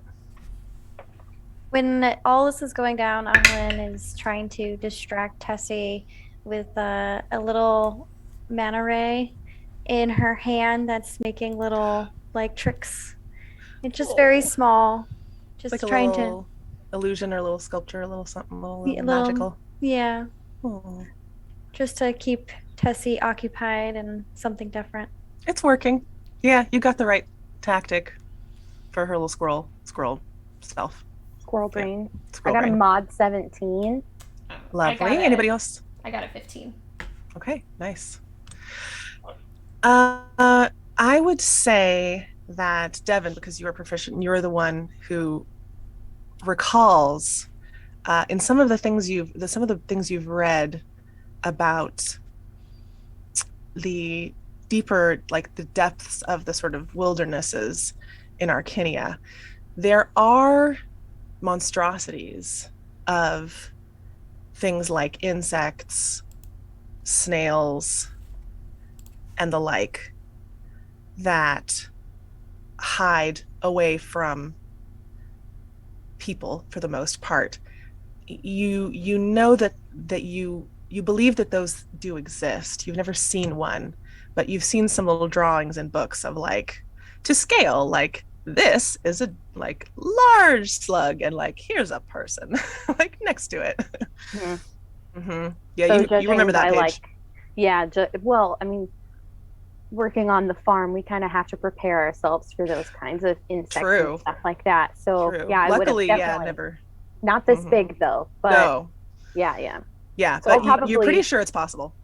Yeah, I'll probably do the same thing that Quill did and like dip my hands are gray, but they got like real long nails on them just because of working on farm. So I'll dip like my pinky in it and kind of like look at it and look at Quill. Yeah, and I'll look at Fibbit too, and I'll be like, Fibbit, like as soon as you like dip your finger in, Fibbit's like, what? Like, because I think they mentioned that it might be acid at some point. You did. Devin, it's not acidic, but you got a little more of the slime, and you're playing with it, and you realize that your fingers are sticking together. Oh, well, that's new. Yeah, you have to sort of like make an effort to pull them apart. It's not easy. This stuff is almost like an adhesive. In my readings, did they talk about like potentially a super snail being like super tacky? Yeah, that might pick up things on its way through the wilderness. Okay. Yeah, I'll look at like Fibbit and Quell, and I'll say, well, this could be a large snail, and I'll look at Fibbit, but it is not acidic. However, and I'll show them like my fingers sticking together and go. There's like a little string between your fingers. I'll say very sticky, like This is real hard to pull apart. Oh, I know what happened. Don't tell me, says Tessie. Yeah, and Devin just to fib it. How No. but how long has your husband been missing again? Well, he went out yesterday afternoon, maybe 4 o'clock or so. He always comes back by midnight or so, I would say. At the very least, I go to bed, by 1, and he wasn't back yet. Oh, well, good news is it takes at least 5 days for somebody to starve to death. Tessie looks back at you, Ahelin, and says, "It's not that I'm a violent person, but I'm considering throwing them off the edge of the cliff. What? Do you think I could do it?" I think you could do it, but I wouldn't advise it. Okay, Fibbit I won't. looks kind of scandalized and looks at Devin. Who's like, and then like harshly whispers to her, "I was being nice. I said it was good, right? I mean, I was saying that it's probably like even though he's stuck in there, probably in the sticky goo, it takes a while to start." Tessie makes a squeaking noise and plunges into the brush off trail in the direction of the slime, like in the to the right. That one wasn't my fault. Crunch, crunch, crunch, crunch, crunch, crunch. You hear her little feet crunch, crunch, We're crunch, going crunch. after her. Chase, Yeah. yeah. I'm running after her. She's attempting to jog. It's rough. This is difficult terrain. Tessie, So you probably don't have much trouble catching up to her. Tessie, I he's- know. She's like stumbling No, and we're going to find him. going through bushes, trying to keep a general eye on the. You can now see that this trail continues. She's trying to follow it. There's no guarantee that the slug has your husband. What? Shouldn't we? Oh, ow! Oh, check. Okay, I just like kind of like grab her and like try to like either jog up to her to like reassure her to slow down. Shouldn't we check? Should we I check? didn't see any red fur. Well, It's fine checking, but if you just run through the trails and the bushes, you're gonna get hurt. So just take a breather, Yeah, you're putting we'll yourself follow. in danger right now. Yeah, and I'll pull out like some of like prickly bushes or whatever that's like probably in her fur from like yeah. running. I just Yeah. kind of like. Bloop, bloop. There's like a whole piece of blackberry bush in her tail. Yeah, you gotta be Blackberries on it. Not this time of year. What? Okay. Oh, wait, is that true? Not this time of year. I'm sorry. I mean, I'll take the branch out, Yeah, but if there's yeah, yeah. Good blackberries on question. it, I'll. No. But I feel like every character of yours that I've ever played D&D with would have done that exact same thing. It's just like, yeah, but are there berries on it? Check first. I'm starting to think it's you, Chris. Maybe. Huh? I have a blackberry pie in my freezer right now. I'm so looking forward to that later.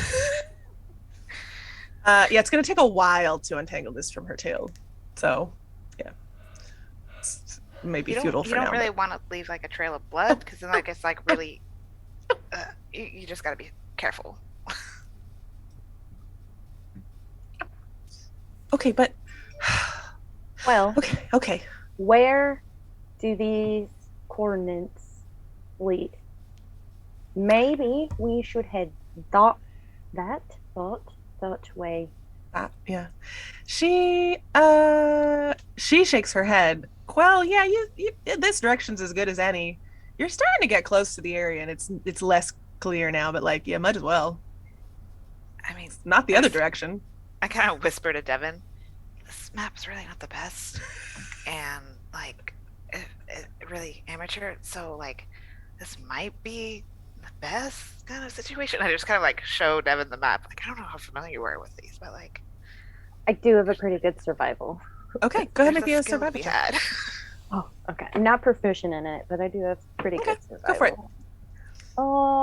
Okay, was a great 11. Okay.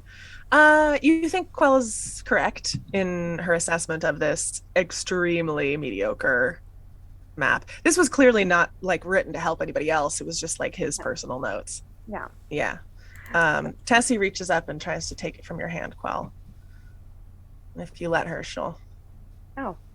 just fold it up and hang on to it. Like up against her little chest. She's like, oh, this is upside down. No. Luckily, no. Tessie, could I get a look at it real quick? Sure. She hands it over. I will examine it and compare it to when we were up above a little bit more in Mhm. comparison to the drawing. Try to see if I can pinpoint. Yeah, it looks like y'all are going in the right direction. You don't want to go the other way. That's not going to. Yeah, it must be somewhere in the sort of vaguely west of you. Maybe a little further down the hill, but like, yeah, it's possible. I think we should keep walking. Tessie gets up and immediately starts trying to make her way through the brush. You're off the path now. We should. We If should I can make. try to lead at least. Okay. Versus her, just because I know she's Great. a little bit worked up. It's a good idea for Quell.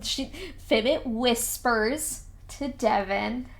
Yeah, it's a good idea that like Quell goes in the front because Quell, I think is better at seeing stuff. And what if the squirrel lady steps in the sticky slime and then we have to cut off her foot to get her out? Uh, We would not But what have to if? do that because I'm strong. I just lift. It's Okay, fine. but what if you like what Nope. if you lifted Nope. to No okay. what? Nope. No what if I'm strong. Uh-huh. I'll pull her up. Quell, can you make me either a perception or an investigation check, please, as you Fuck. lead the group? Good thinking, Fibbit. Good thinking. Quell probably does have better eyes. Perception, you said? Dirty 20. Yeah. Okay. You travel for about 10 minutes following this trail.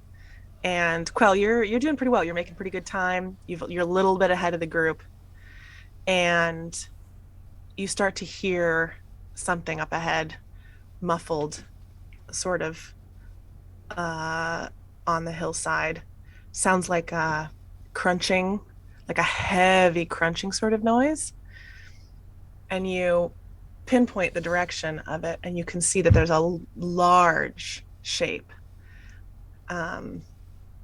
maybe 8 feet, 9 feet tall, something like that, like a boulder almost, but it's moving.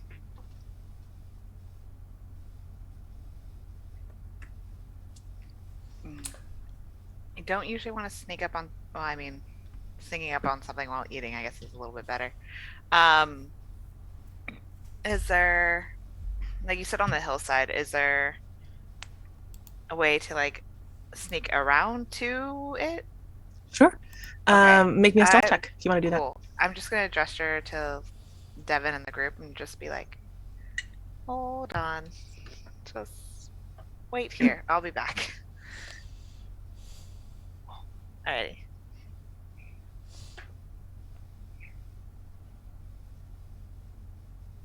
$18. Nice.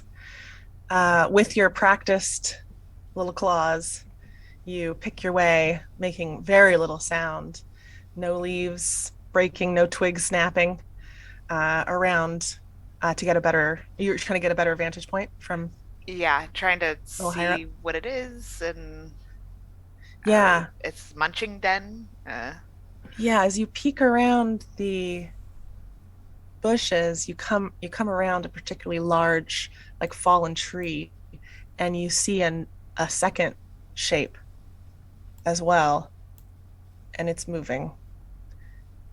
And you like part it's another blackberry thicket, and like being careful not to get prickled, you part the vines, and you see two massive snails dripping with slime. Their shells are like wrong. They look like they're made of bone almost. Like where the beautiful sort of like ripples of a regular snail's shell should be. It's just like protruding spikes of bone. And you don't see any faces, just like long, sort of like tentacle eye stalks that droop off the front. And they are kind of moving, converging, and like moving slowly away from you. You think, yeah, one of them seems to have come from a different direction, basically. Okay. Was there any way to see what they were munching on, or what was left as they start moving? Let's see. I Did you wasn't make sure if a? their mass would be like something that would be Yeah, too much. you made a stealth check, right? I'm gonna have you make another perception Yeah. check, please. 10. Okay. They have something. They have not something. Things definitely stuck to them. They've got like some rocks and some sticks and like some other detritus stuck to them. Uh, it's doesn't seem like they're actively eating anything, but they're clearly carrying along with them remnants of former maybe meals. You see some like something that might be like a metal bar. Like there are a few things in here that look like they might have been people made. It's not all like twigs and rocks and stuff. So essentially, like the crunching probably I can infer like wasn't necessarily them eating, but more of like things moving around them and kind of like getting stuck And getting to them. stuck and like scraping. Yeah, they're carrying all sorts of random shit. Yeah. Okay. I will go back to the group for however far away that is. Okay. So some kind of good news. I didn't see anyone eating anything. However, there are two very large snails, which I have never seen the likes of previously. Not the normal kind of shells that you would see. More maybe bone texture, some like protruding. This is Definitely, it's all sorts of things stuck to them, but Devin, that sounds maybe like one of the pictures you saw, like a weird shell, this is just maybe bones. this is just like my dream. Cause remember I got my foot stuck in the ground, like how the snails were have sticky slime. So I'm pretty sure this is how we are all going to die. Maybe he's stuck, Tessie says to herself. And she's gonna start moving in the direction just from where you came from. Stop, Tessie. Yeah, where Quell had gone, she wants to go that way. I'm gonna put my hand on her. Well, and stop her. Can't we just see? Can't we just see? What if he's stuck? He could be. But are you prepared to fight? No. We do not want you to get injured. We will go look. We are capable. But you could be right. He could be stuck. We will go look. Okay? I just don't want you to go first. Okay? Okay. And I'll just just hold her and maybe give her like a little bit of a reassuring hug, because I feel so bad that one of my companions has made her anxiety so high. Sibit gives the score lady a little wave from behind Devin's shoulder. Yeah, because I'm so big, I feel like I encompass like everybody. But yeah, and then I will look at the party and I'll say, she could be right. Let's go look to see. Anybody who wants to go look, I need a stealth check and a perception check, if you please. I will go. Trying Roll to them, babies. any sort of like advantage, just because like I already kind of snuck up, so like Oh, I need yeah, a little you know pass what? for the others. Good argument. I'll give it to you. Cool. Go Awesome. for it. Dang it. I don't have guidance. I It got was it. stealth and a what? Perception. Perception. I got a 7 perception and a Mhm. 13 stealth. Okay. 20, dirty 20 for stealth, and then a 5 for perception. I rolled advantage on 5. the stealth, and then just regular for perception. Go ahead and roll advantage on the perception as well. Okay. You know what you're looking for. You know what you're looking at. Even worse. Okay. It was 13 for the stealth and Okay. natural 20 for the perception. Oh! So 23. Oh, Me too. I've got a nat 20 for perception, Two but nat also a 20s 23. for our Oh my first nat gosh, 20s. you guys. Yo. Two of them? I was really Amazing. focused on making sure the quietness progressed, that I paid zero attention, and I just knew I had eyes behind me. But Amazing. downside, I got a 7 for my stealth because I'm a big clunky lady wearing big clunky lady. armor. Okay. I have All right. disadvantage on stealth checks, guys. Oh, Sorry. baby. Okay. Alrighty. So, Devin and Ahlin, you see immediately, you see the two creatures as you sort of curve around to get a better look at them. Yeah, again, just like these monstrous looking snails. And Ahlin, you are starting to think the closer you get to them that these shells on their backs are like made of miscellaneous bones. They are not just like Gruit itself. Like these are mismatched bones. Like this thing has piled like a graveyard on its back to protect itself. Both of them have.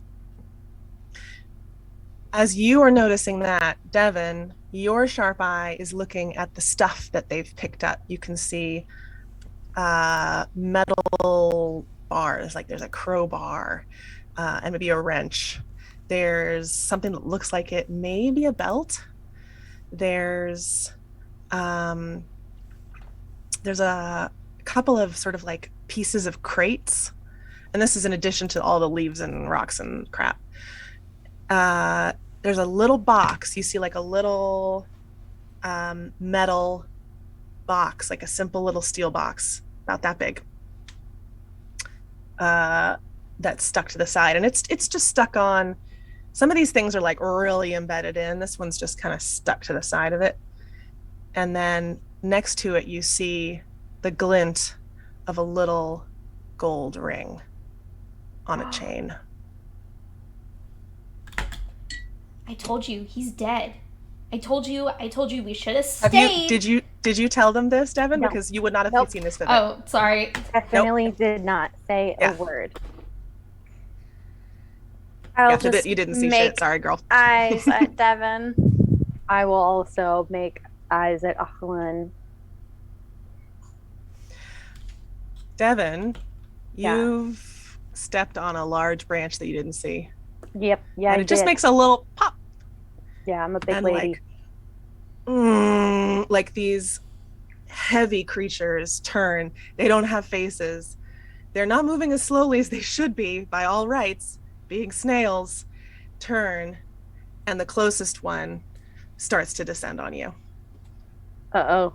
Is I definitely say out loud. So, I would like everybody to roll initiative, if you please. Now, Ah, here is the question. We have been going for 2 hours. Do you want to fight, or do you want to leave it till next time? I'm leaving it up to you. I don't have to work tomorrow because it is a holiday week and weekend. So since I am the furthest out in the time zone area, I'm okay with still playing. It's up to you guys in case you guys have things to do, because I know it's 6 for you guys. Mhm. I'm fine with whatever you guys want to do, but if we want to do the fight, just for setup time, we will have to take another Okay. 10-minute break. I think we should do that. If you guys are all game for it, want to fight some big old snails. Sounds good. Okay. We will. Right. We will be back. All right. See you soon. Woohoo! 1 second. Yeah, I'm in EST lands, but I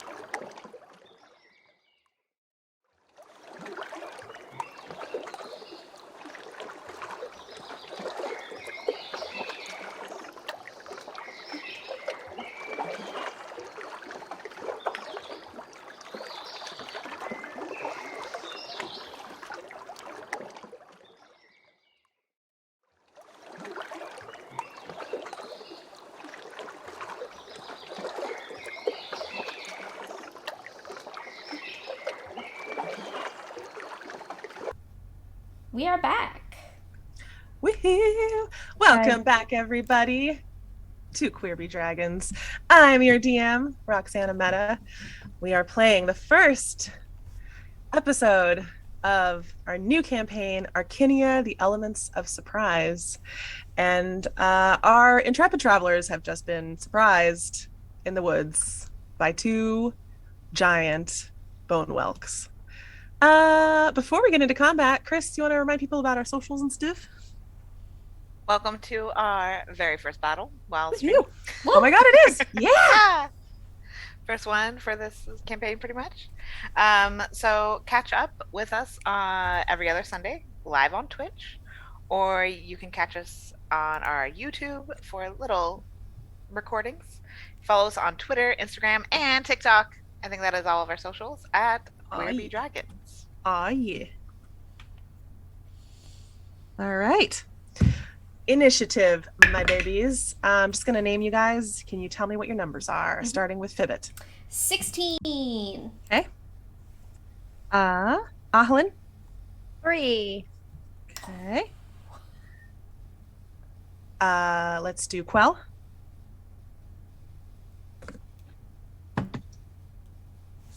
You're muted. Yeah, 22. Oh, hey.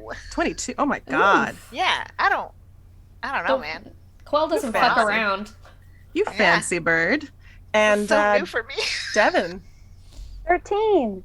13. Right in the middle. Right. Okie Unusual dokie. for my class, because we haven't said what classes we are yet. Oh, right. No, we haven't, but maybe people are about to find out. Probably some people have inklings, I would say. Only one person, well, okay, 2 people have kind of shown a little bit of what they do. Mm-hmm. But I think only one person has had, like, I don't know, serious clues. Quell, you're the only one that's had serious clues, I think. Alrighty. So, Quell, you are up first. So I've placed you guys where I believe you were from your descriptions. Before we start, I would like to say we are using Owlbear Rodeo for this map, and this map was made by Neutral Party on Patreon. They have amazing maps. Go check them out. I've been supporting them for a minute now, and this is just one of many awesome maps. So I think I placed Fibbit near Devin because reasons, and then Ahlin, you were up front. Quell, you were a little behind because you weren't seeing as well. Placement sound good, everybody? Yeah. You are kind of upslope. There's like almost like a dry, not a creek bed. Exactly. It's not dry, but like what maybe once was a creek bed that's now been grown over. The lake is not too far from you, actually. You've gone a little bit on a diagonal, and there's an inlet of the lake. So you're sort of nearing the shore. You can just start to hear. You're just starting to hear the water lapping on the shores somewhere above this map. You are facing. The top of this map is actually south. Sorry. So, Big Snail Boys. Quell, you're up first. What you gonna do? Alrighty. So, seeing as these snails move strangely quicker, snails. Yeah. Strangely They're not as quicker quick than as what you they are, should. but Yeah, but like quicker than what a snail should be. Yeah. Which was a surprise. I'm gonna go ahead and just kind of cast Hunter's Mark. okay. Which one would you like to cast on? Let's do it on probably this. Ooh, I should put a closer. little Is it within 90 feet? mark on these. How do I do that again? Yes. So each of these is 5 feet. You guys are pretty close to them. Okay, good. Each of the squares is 5 feet. Let me find. Like there's a way to Maybe like the make little marks. The little paintbrush boy? Little paintbrush boy. Yeah. Okay. Let's do a little like. So the one that was straight ahead for me. Okay.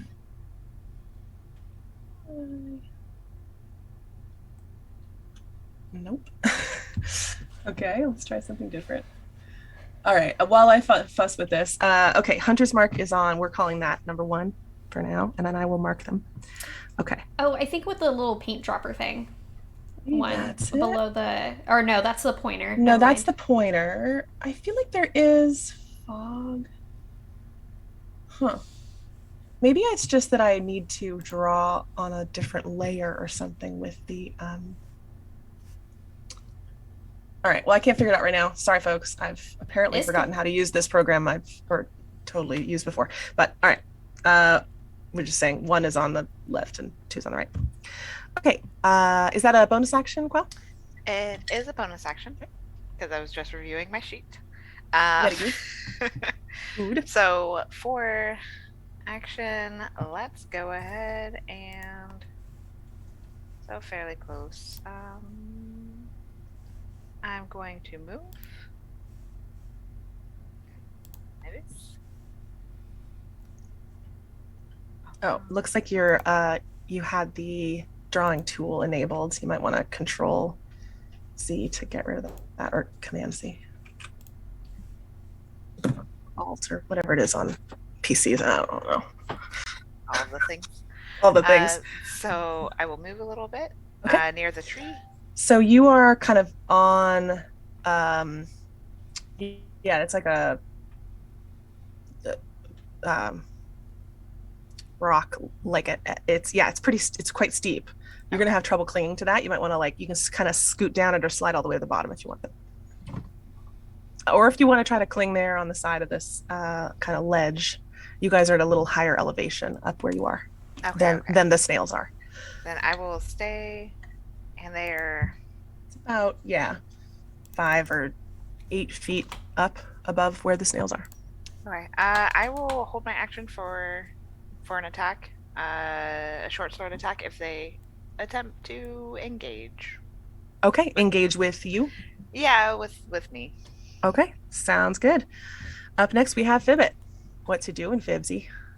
Fibbit, ears starting to droop a little bit, like eyes wide, looks at Devin, and then looks at them, and then looks at Devin. Am I,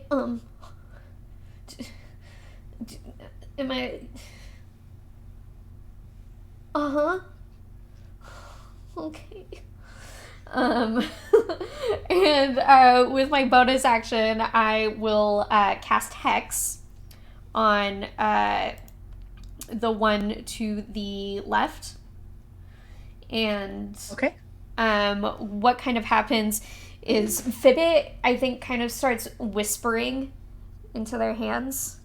And then kind of lets it go, whispering.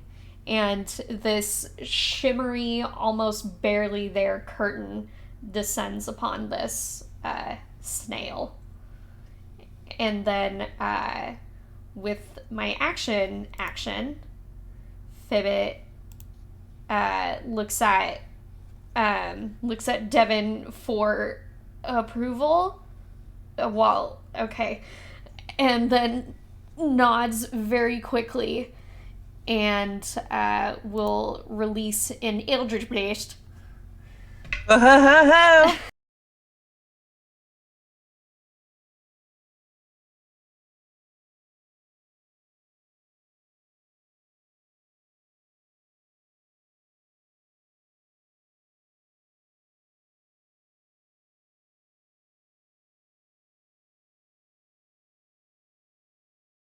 $15 to hit. Roll up some damage. Perfect. So, first hit of the campaign, y'all. Oh my gosh. First hit. Yeah. And don't forget to add your hex. Yep. Oh, and by the way, with the snail. Yeah.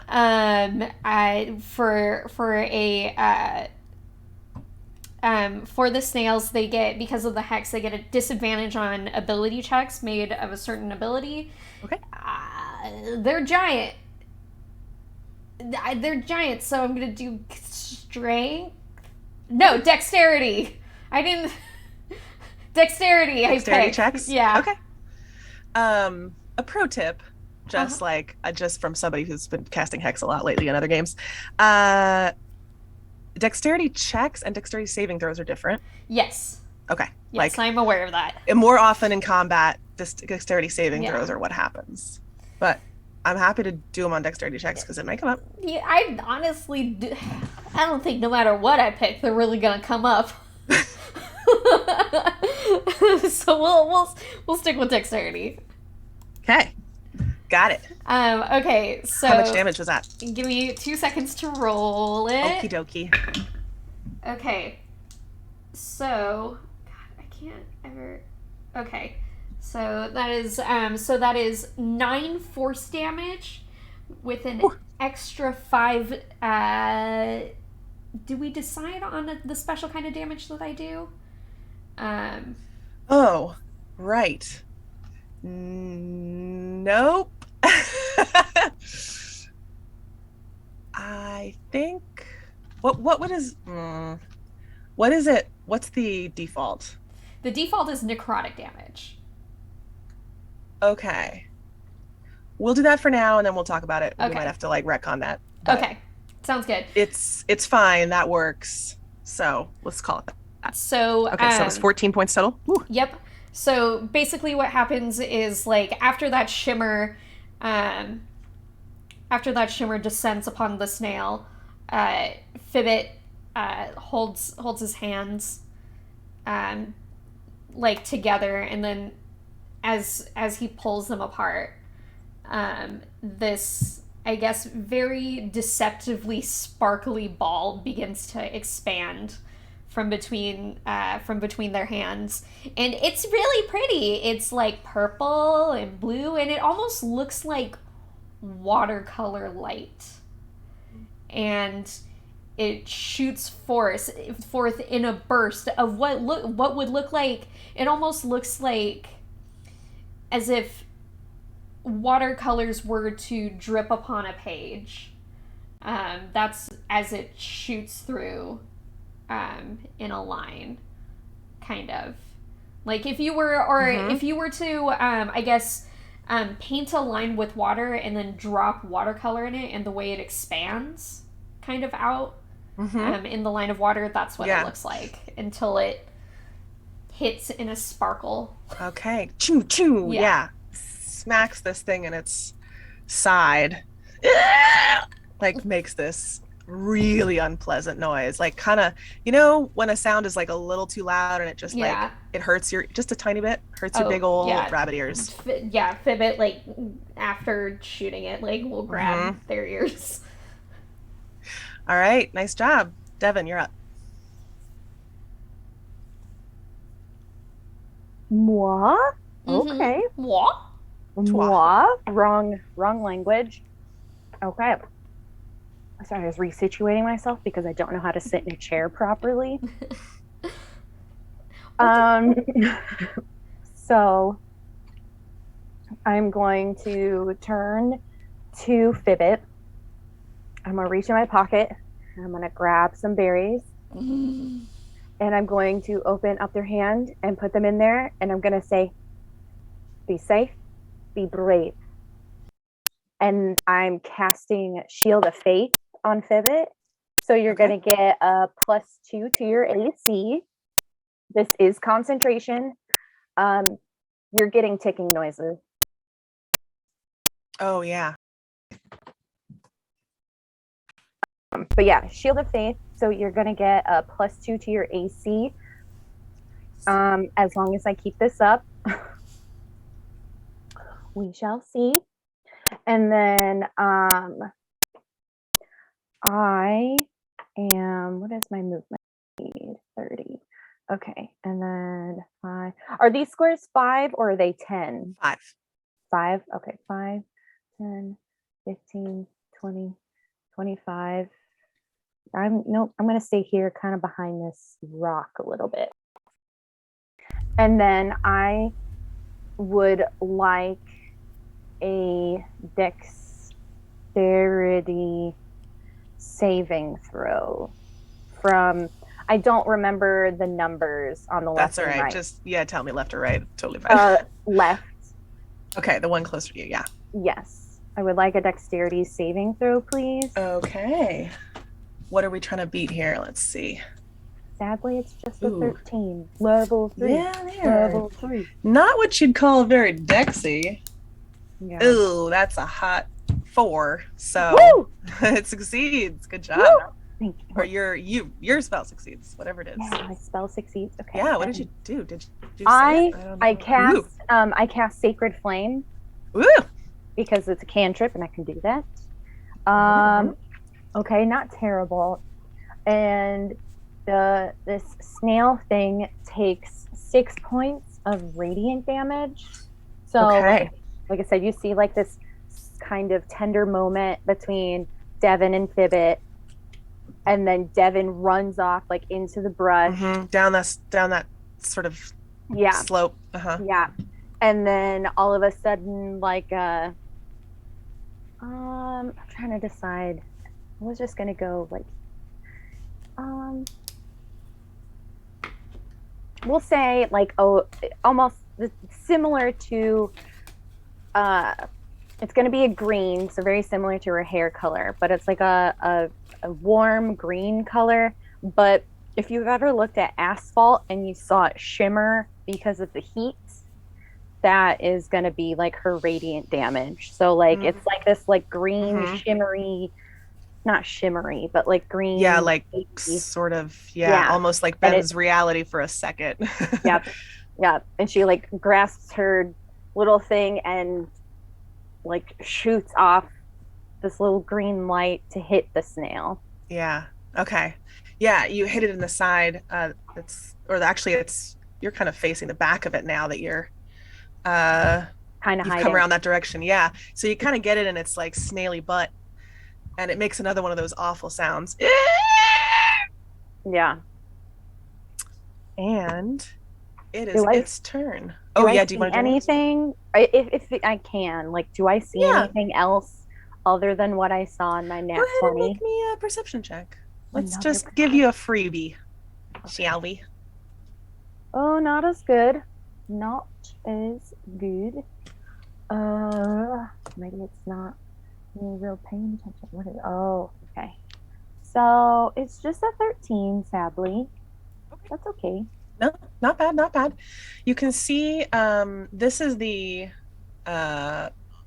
snail that you've been trailing. Okay. Quite literally, or it's been trailing and you've been trailing it. And this one has come. You can see that the trail goes this way. Okay. And it's come towards, like it's come in this direction. Okay. Up the slope. Okay. Away from the side of the lake. So you can sort of see that they've converged. Okay. And are meeting in the woods for what snaily purposes we do not know. We did spend a minute before we came back from break looking up how snails have sex. So listen, I'm not ruling it out is all I'm saying. Oh my gosh. Okay, this boy is scared. That was a lot of hits, like boom, boom, and then like stumble down the edge of the slope, and then like boom, right in its butt. So it's gonna hit the road. Now, don't you come back. No more, no more, no more, no more. It's gonna dash, such as it is, and makes it all the way up here. And that is gonna be its turn as it turns tail. Tessie is up. Right. Oh, I didn't put a little icon out for her baby. She's not doing much, but I want to like, do we have like a little, what would be good for her? Let's give her this leaf. I think this is supposed to be for druids, but that's fine. She's like friggin' back here somewhere, just being sad. She like, maybe don't. Maybe don't. She creeps up behind you and pokes her little head out and throws a rock at the snail near you.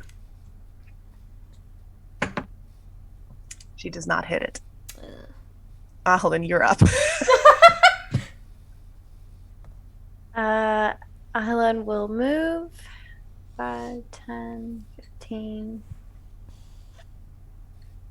20.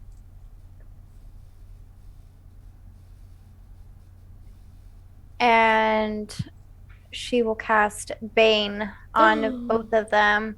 Woohoo! A little bit of dark blood just drips down underneath the veil and down her neck. Okay. And what does that do? Does that is that a D4 thing? Yes. The target must roll. Sorry, it's a charisma saving throw of 13. Oh, right. But yes, the target must roll a d4 and subtract the number rolled from the attack roll or saving throw. Gotcha. Good old snail charisma. See how Snailrisma. this goes. Snarisma.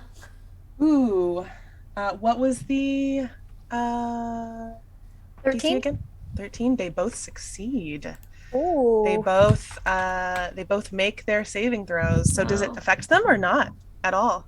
No, it does not do Okay. anything. Your spell, man, you hit it straight and true, and it just like deflected somehow off of the cascading bones. You see like a large rib cage that must have come from some creature or person. Pretty much person's the only option in this world. Maybe even a little bigger than Devon is. And yeah, some other sort of like large insect carapaces and carapaces. Carapai. Yeah, carapi. So yeah, your spell does not take effect. All right. She'll just look back at her at the party and make an eye, like make eyes of, oh no, oh no. All right, it is this fellow's turn with really unexpected and unfair agility. It climbs the slope, no trouble at all. Like, might as well have just been going on a flat surface. Yup, poor Fibbit. As it gets to the top, Quell, right in front of you, it opens something that resembles a mouth, which is really just like a little like cavern, a small cavern dripping with slime, and makes that noise again. And it's going to try to bite you. Since it's trying to attack, do I get that opportunity thing? Or like you will in just a second. Actually, yeah, you will, because it just rolled a natural one. So you were ready. We're gonna say that, like, you were holding your action, you were ready, and you dodge out of the way like no problem. And you also managed to take cover Tessie a little bit as you kind of dodge, because this thing rolled so badly, it doesn't stand a chance against either of them. Yeah, go ahead and make your attack. That hits. Go ahead and roll damage. Could you remind me what kind of attack it made? A bite attack. A bite attack? Uh-huh. Didn't know that was possible until just now. None of you knew that was possible until just now. And it's gross.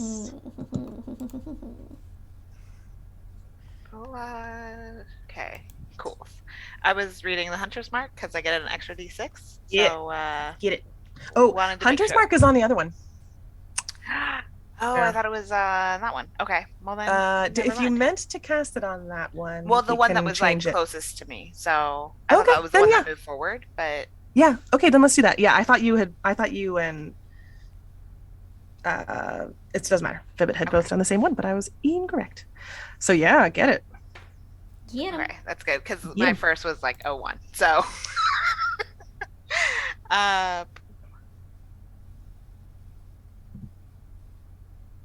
6 points of piercing damage. Okay, is this a short sword?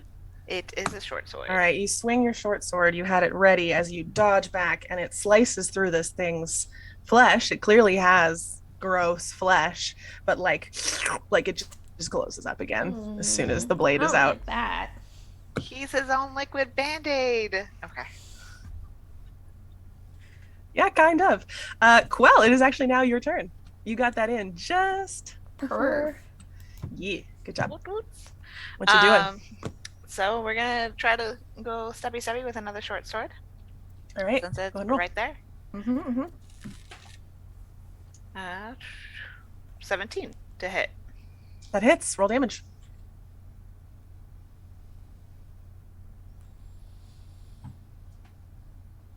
Better.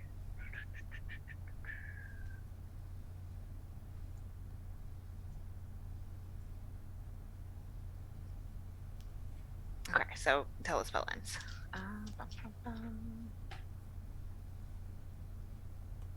11 points of piercing damage.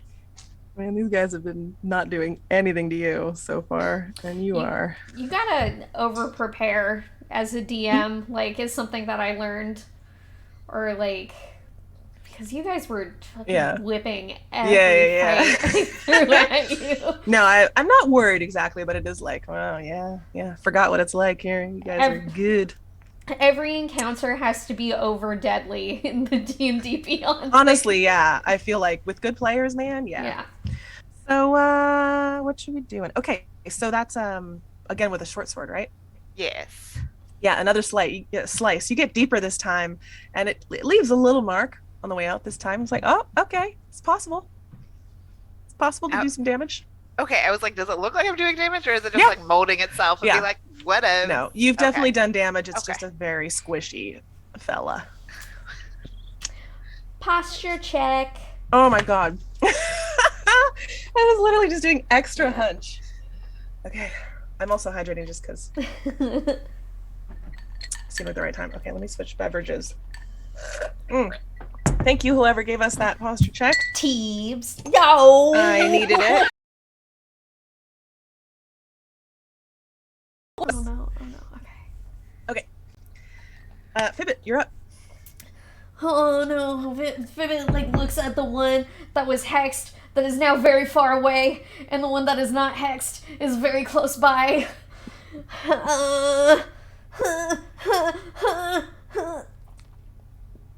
Was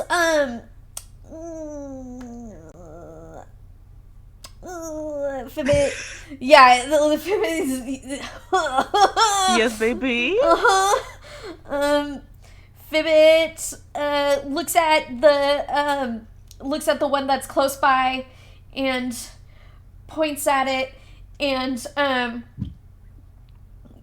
their hand kind of envelops in like darkness. It's almost as if like a black glove descended upon their hand, and they shove their hand forward, and a little pew comes out of it towards the thing. Mm-hmm. And I will cast blindness deafness on the one closest to us. Okay. With my second thing, so it needs to make a Constitution saving throw. All right. These boys are not rolling very well. That's an 8. Cool. So which one do you do? They are going to become blind. Mm-hmm. Okay. The little, you can see it's like eye stalks, big droopy eye stalks are like start to now like twitch in every direction. That's the only only indication you get that something is different, but like it looks like at least a small part of it is now panicking. Yeah. Fibbit kind of like tries to whisper call to Squirrel Lady, because Fibbit is very bad with names, and is like, hey, sneak away. The thing turns in the direction of your whisper, and then Fibbit will go. That'll be my turn. Put Fibbit? Huh? Are you staying where you are? Any movement? It looked at me, didn't it? It looked at me, and Fibbit's like eyes. I'm giving you the option. Yeah. Fibbit's eyes widen, and they and their ears perk up, and then they will scramble. They will scramble down the hill to get towards Devin. Okay, go ahead and move yourself there. Yeah. Alrighty. It is Devin. It is your turn. Devin and Ahalin, the whelk that is leaving is the one that has the ring stuck to it. FYI. Devin, it's your turn. What you doing? It is. It's a big lady. Yeah. Okay, so 5, 10, 15, 20. I'm going to move out here. Okay. So just for no reason at all, can you show me the route that you take? Which squares you go through? It must be like This, but I think this way? Yeah. Yep. That was the exact route I took. Okay. As you step in this piece of land, Oh shit. your foot depresses slightly in the soil, and there's a brief moment where you go, that feels wrong, before boom, the ground under you detonates. What? And you take I'm sorry? Someone is putting landmines around here. Landmines exist in this fucking setting? I'm about to become an artificer. Magic can do all sorts of things, y'all. Let me make sure I'm doing the right thing here. Okay. I just want to double check because I did pass through there. You didn't go through that. You went through this direction. Okay. And this was where it was. In fact, I am now going to mark that with some other symbol. This one looks good. There it is. Oh, jeez. I didn't know that was possible. I know. You rolled pretty low on that perception check, baby. It was pretty moderate. That's okay. Okay. Oh, wait, no, I'm rolling the wrong one. Silly me. It does more damage than that. Oh, no, it doesn't. I rolled the same thing. You're lucky. It does 5 points of damage. 5 points of ice damage. Ooh. As shards of ice like spray up from underneath you into your legs, into your clothes, into some really inappropriate places in your pants. And you like stumble forward, you're out of its blast, but you did take 5 points of damage. Oh, ow. Okay. And that surprised you. Yes, it did. Okay.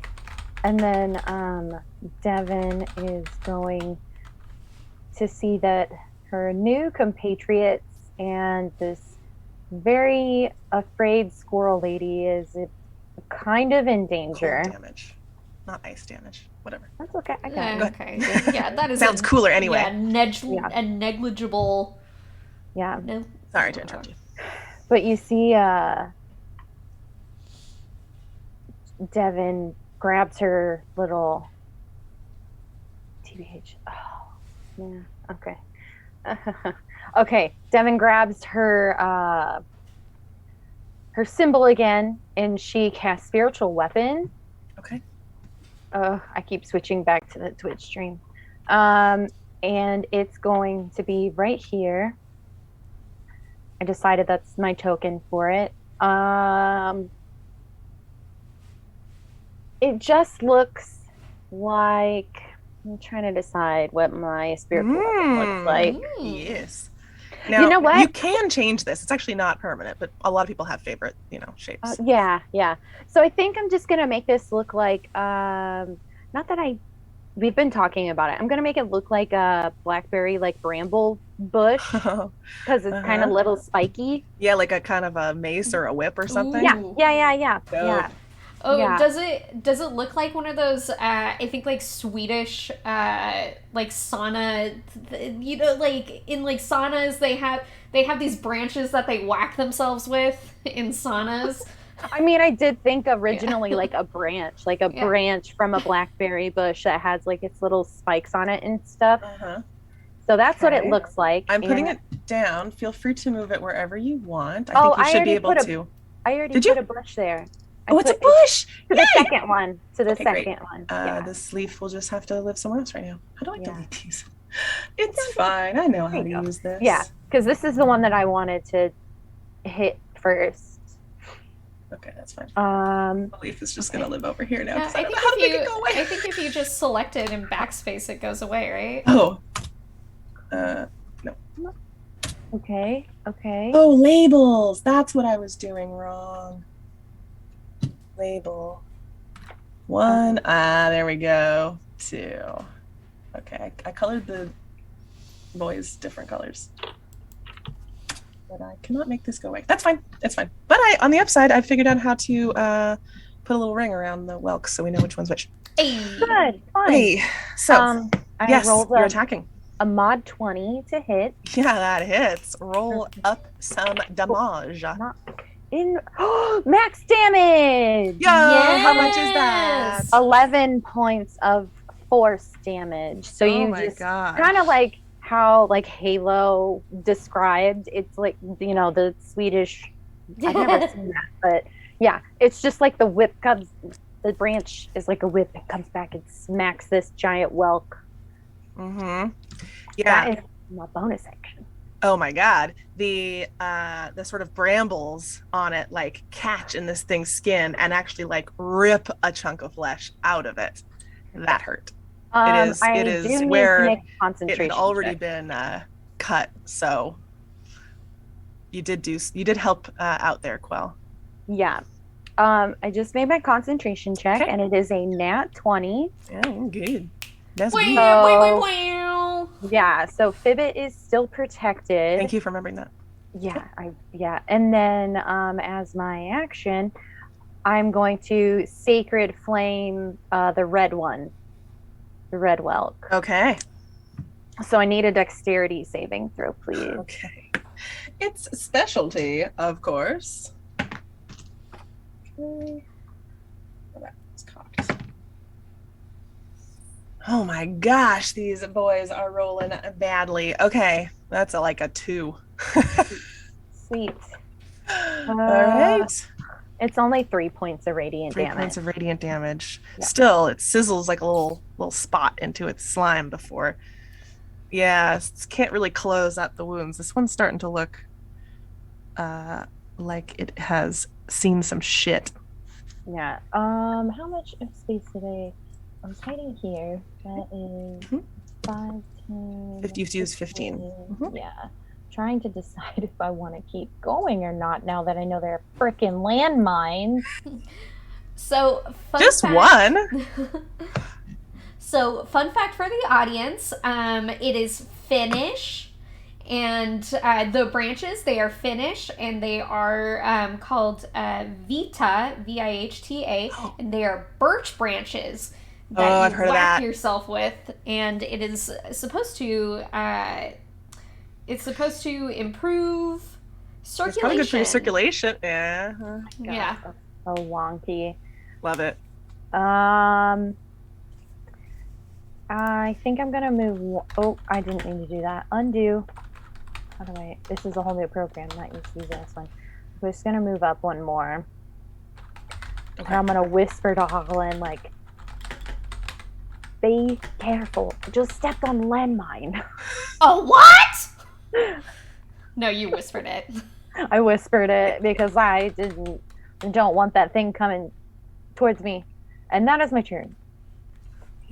A lot of my turn. Amazing. Okay. This. Oh my gosh. All right. This boy, this bone whelk is. Yeah, you've continued to lay into it, and it is friggin' done with your bullshit, and continues heading towards the edge of the lake. Gets about 6 feet before there's another boom detonation. Let's see what kind of damage it does. Ooh, okay. And how much? Oof. Which does 9 points of fire damage as flames shoot up from the ground. These spots are maybe a foot across. You can see where the blast came out of the earth behind you, Devin. And yeah, this thing just took 9 points of fire damage. And it makes that awful sound again, a little sadder this time.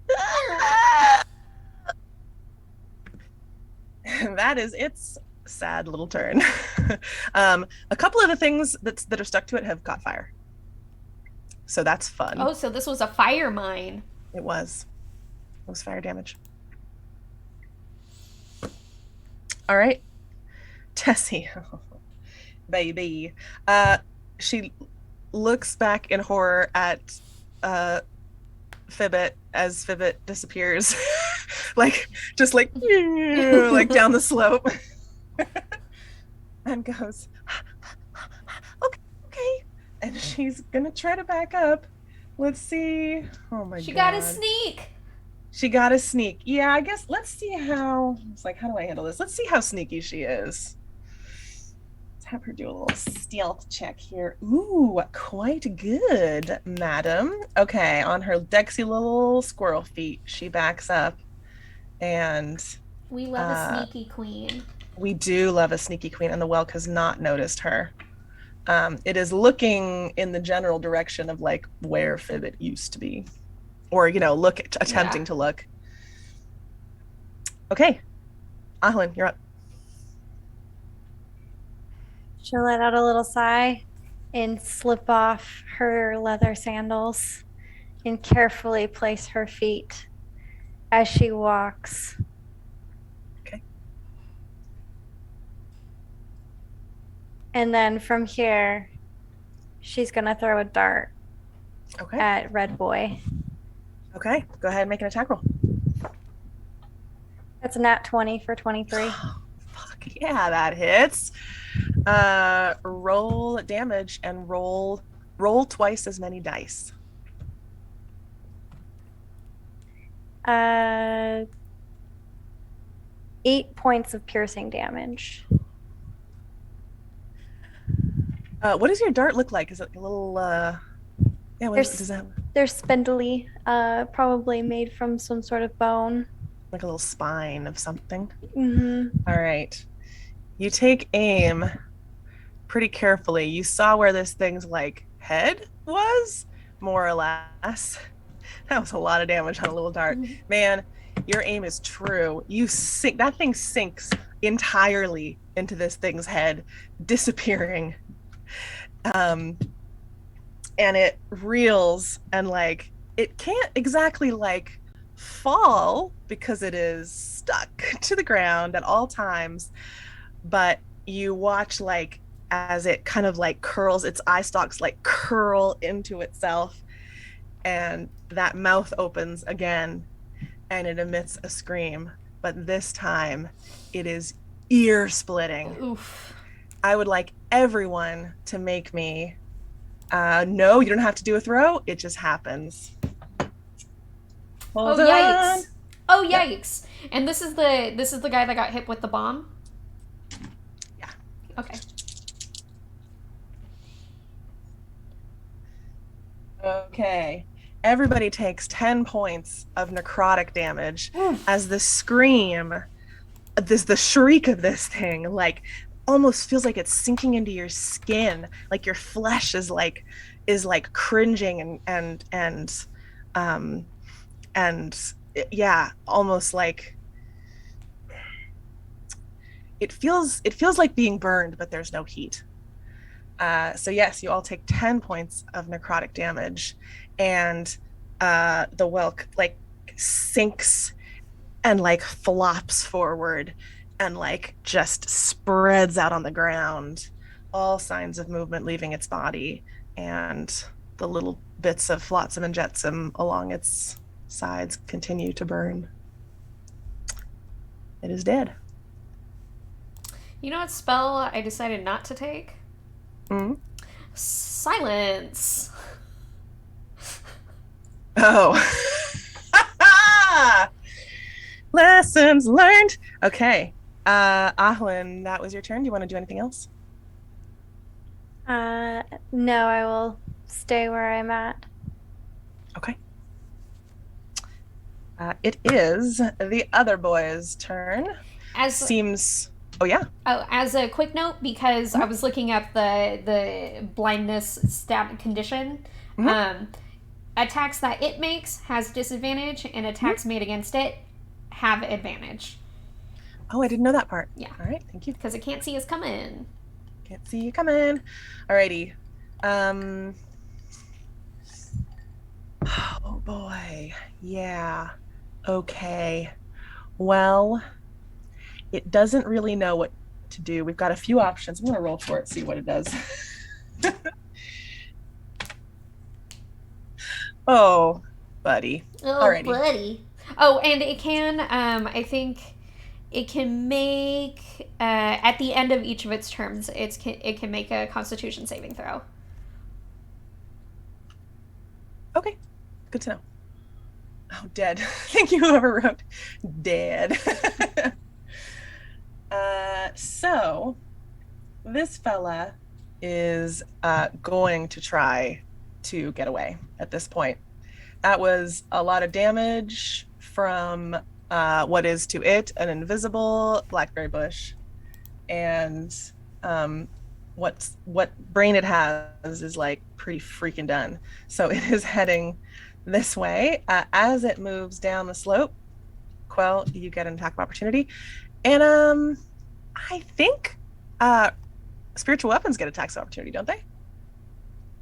Or do they? I think I'm so. not sure. No? Let me double check. And also, while you're looking at that, I believe with my reaction, I can move my hex to this snail, because the snail I have my hex on is dead. I don't know if you can do that as a reaction, really. If the target drops to 0 hit points before the spell ends, you can use a bonus action. I'm sorry. Yeah, Okay. there you go. It's on your turn, as I recall. Okay. Cool. You do not get an attack of opportunity for the spiritual weapon, but Quell, you do. With That would be advantage. Cool. So a nat 20. Oh my god. So the 25. Until we I get a just wanna real be part of the soundboard. party.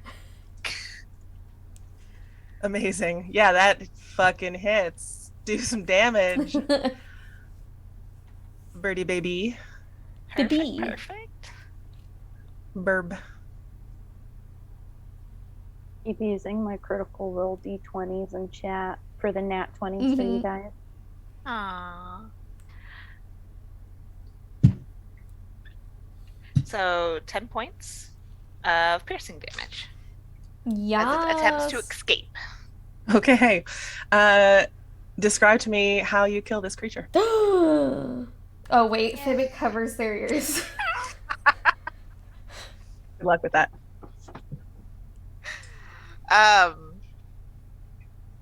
Knowing that it's going to turn and tail, I think I'm just gonna grab my short sword, and knowing the spot which like I've sliced, Devin I believe also helped. I'm just gonna go for that same area. Yeah, you guys went and deep that on damage. Yeah. Okay. And hopefully not slide off the edge. But yeah. You're good. Okay. I think honestly, you can kind of flap your wings a little if you need to stay put. But yeah, you just like carve through this thing like a Christmas beetle, Christmas turkey. Okay, we don't have those. You are a turkey. So yeah, just slice like a massive chunk out of this thing's side. Just watch me struggle with everyday phrases in this world that I have built. I am a turkey. a piece of flesh actually like is severed from the side of this thing, and just like slime and like something that might be blood is like coming out. Guts ? You don't know. It's bad. As it now tumbles like stickily down the hillside, pulled by the weight of its massive bone shell, it lets out a horrendous scream. Fibbit braces himself to pass out. You each take 11 points. Oh my god, did I kill everybody? Tell me I didn't kill everybody. 11 points of necrotic damage. As soon as that scream finishes, the spiritual weapon drops. Fibbit, you don't feel as protected anymore. Like the warm hug that Devin kind of gives you is like and you see Devin, who was like up and strong, just collapses. Fibbit watches this with horror, and as he reaches out for you, he also drops to the ground. Go ahead. However, something. Now I'll wait for that effect to happen if we go into saves. Okay. In the like ringing silence that ensues after this thing's scream is cut short, it boom, boom, tumbles down the slope, hits the ground, and something detonates. I mean, it doesn't really matter, but I'm at least rolling to see what kind it is. All right.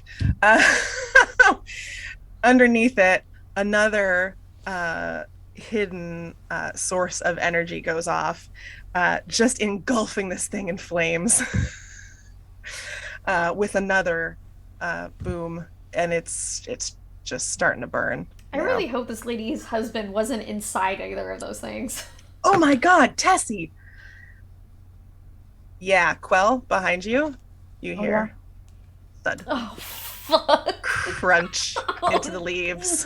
No. Oh, baby squirrel lady, you didn't have enough roll a new points. character. You are out of initiative. Okay. I think Ahlin and Quell. I will rush towards Devon, and I will heal her. Okay. Let's go for another minute, and then we'll be done. Is that what you were asking? No. I just there's a thing that happens with Fibbit. What happens is that Fibbit has like a little bag that they've been carrying. You know, well, all travelers have backpacks. Yeah. And as Ahlin, as you're like doing whatever it is you're doing with Devon, you can see like a baby blue wisp of something creep its way out, and and it kind of just like glides over Fibbit's face, and Fibbit takes a soft breath and seems to calm. Fibbit is stabilized. Devon, go ahead and take 5 points of healing. Thanks, Melora. And then I will go over to Fibbit, who is also breathing, and I will give you... Just gonna burn through all my spell slots, guys. I could do it. If you give me a second, I will. You can hop over here, and I'm just like, I'm catched. Yeah, Tessie's eyes have rolled back into her head. Yeah. And I'm just like, really, like making sure she's comfortable, but like kind of just like feathering her face for some extra wind. Her whiskers are just like swaying. Fibbit, you take 8. Fibbit? Yeah. Okay. I'll run over to, and I will, like put my hand on, oh gosh, what was her name again? Tessie's chest, and I'm gonna say, "Not yet." Oh wait, hold on, accent. Not yet. It's not your time, and I'm gonna cast Healing Word. Okay. The D4. Another D4. Oh my gosh, it's max hit health, so 10 points. Oh my gosh. Yeah. Hey. Wow. Tessie, takes it. She was sort of breathing a little bit, but it was not looking good. She takes a deep breath into her lungs, and like her eyes close properly. And she opens them again, and slowly stands upright. She looks good as new, but is very shaken up. What happened? I died! Well, really, all 3 of you died. But now you're back. Fibbit looks pitifully over at Devon and says, I told you this was gonna happen! Devon, that is not technically true. Nobody just died. No. It was pretty touch and go, but nobody actually died. I felt like I was dying. The Welks. I could feel the claws of nothingness start to crawl up my chest, and it was really bad. I'm gonna walk over to Fibbit, pull another berry out of my pocket. put it in my hand and say, "But you didn't. Thanks to Alden. So make sure that you thank her." And I'm also gonna walk over to Alden, and Alden, sorry, I will get your name eventually. And I'm gonna pull another berry out of my pocket, and I'm gonna give it to her, and I'm gonna say, "Thank you. You decide when this berry is ripe enough for you, and try it when you want." Thank you so much. Thank you. You literally saved my life. Oh, it was just a helping hand. I appreciate it regardless. I appreciate you. The shrubbery around the whelks is starting to catch fire. Both of them. Just starting. I want to head over towards Red Boy where they had the ring. Mm-hmm. And I don't know if I can. Are they? Everything sticks to it. I'm scared. I'll come with you if you want. Devin, do you think we could get her ring for her? I would be best. I'll try to stop, stomp on the flames to try and put the flames out so that you can grab the ring. Yeah, you can do that. And this one was not as on fire. So is this the one that had like all of the other stuff too? Like I wrote it down. The box. There's a hold on. It has the box and the it had a crowbar, a little box that was metal. There's some crates. There was a belt. The other one has the belt and the crowbar. Okay, so I want to make sure that we get the box and the ring. Okay, and then pieces of crate, probably both of them, honestly. Yeah, like just chunks of people-made stuff. And the other one, I'll go and grab like the crowbar and the belt. Okay, I need you to show me what route you take. Oh Jesus! So since I know that there are freaking issues, can I make a perception check to make sure that I don't step on anything? Go ahead and do that. Okay. 15. 15? Okay. Yeah, that is high enough. You can see there is one here. You guys were dancing around it. And as you step carefully over towards the purple buoy, you can see past it. There's one in here. Okay.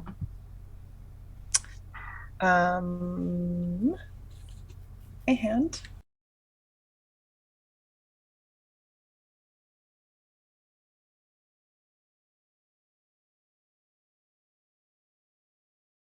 unstuck without getting yourself stuck. Can you please make me either a dexterity or like a strength check? I'm going strength. Your choice. All right. Strong girl. Goyle. Okay. Another 15. Okay. We're going to say that's for the purple one. Okay. You successfully pull the sticky, disgusting belt. It's got a silver buckle on it, and the crowbar out. And for the other one, can you make me another check, please? Yeah. Oh, wait. Sorry. Silver buckle, crowbar. Okay. And then the red. Oh, God. Okay. Come on. Can I try to help her? Like, maybe just like yank on her arm when she's yanking? Sure. Yeah, go ahead and take advantage for that, Devin. Okay. Oh, not in the box. In the box. I said in the box. What's in the box? What's in the box? Okay. 14. Okay, that's good enough. Yeah, you break the She's hitting the neck again. The ring is on a silver chain, gold ring on a silver chain, you know, one ring to rule them all, etc. But similar to Tessie's, and the chain, you do break the chain on it. That snaps, but you successfully pull a ring out, and the little box, which rattles as you pull it out, it's got something inside. Mm-hmm. I will pass off the box to Arlen. Tessie is running down the slope towards you. Yeah. She gets about there. Do you want to holler at her? yeah, I would. I'd be like, be careful. And okay. I figured you probably would. Like as you hear her like little feet like tink tink tink tink tink tink behind you. All right. She comes up to meet you guys where you are here at this dead creature and reaches her little paws out for the ring. Oh yeah, I definitely like give it to her. I was going to. I wasn't going to keep it from her. Yeah. I think Fibbit's going to creep up over to Devin also and just give her a big ol' hug from behind and like kind of just be clingy. Yeah. I'm going to say to Tessie, I'm sorry I broke the chain, but I got the ring at least. It's okay. It's okay. Thank you. This is his. Is it his? It just means we're on the right track. Does not mean if he's gone. I'm just saying we're on the right track. We're going to find him, okay? She's too tall to see over your shoulder, but she's looking sort of past your right arm as you face her.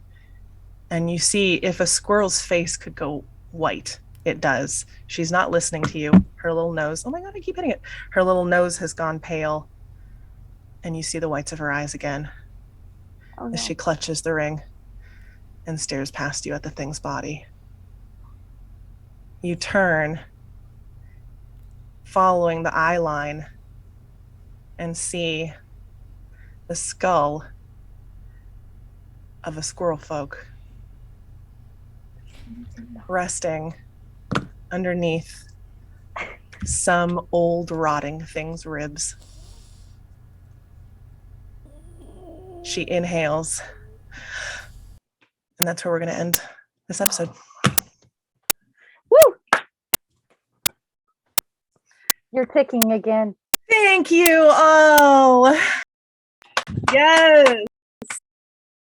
Oh my gosh. Thank you all. Thank you to my players. Yay! I love your characters so much. Thank you to whoever is still hanging on and yes, thank you watching everybody. The stream. We are so glad to have you here. I'm sorry it went over. Obviously, we all kind of made that choice, but in general, these should not take longer than 2 or 2.5 hours going forward, unless we get real excited and keep it on going, which occasionally we might do. But yeah, this has been session 1 of Arkinia, the Elements of Surprise by We Are Queer Bee Dragons. I am your DM, Roxana Meta. I love you all so much. Anything else you guys want to say before we peace out? Lesbian salute? A la Yadira? Big hearts. Big hearts, yes. Also, Chris, we've got social media stuff. Oh, yeah. Everybody. So thank you all for hanging in here for our very first episode. And we will be live every other Sunday, so feel free to come watch us then. And if you can't, hey, check out our YouTube. Our video will be there. And, give us a follow on Instagram, Twitter, TikTok, whatnots, at Queer Bee Dragons. We look forward to seeing you all then. We do. We will see you in a couple of weeks to find out, was that really a squirrel skull? Whose squirrel skull was that? All right. Peace out, everybody. Good night, everyone. Good night. Bye.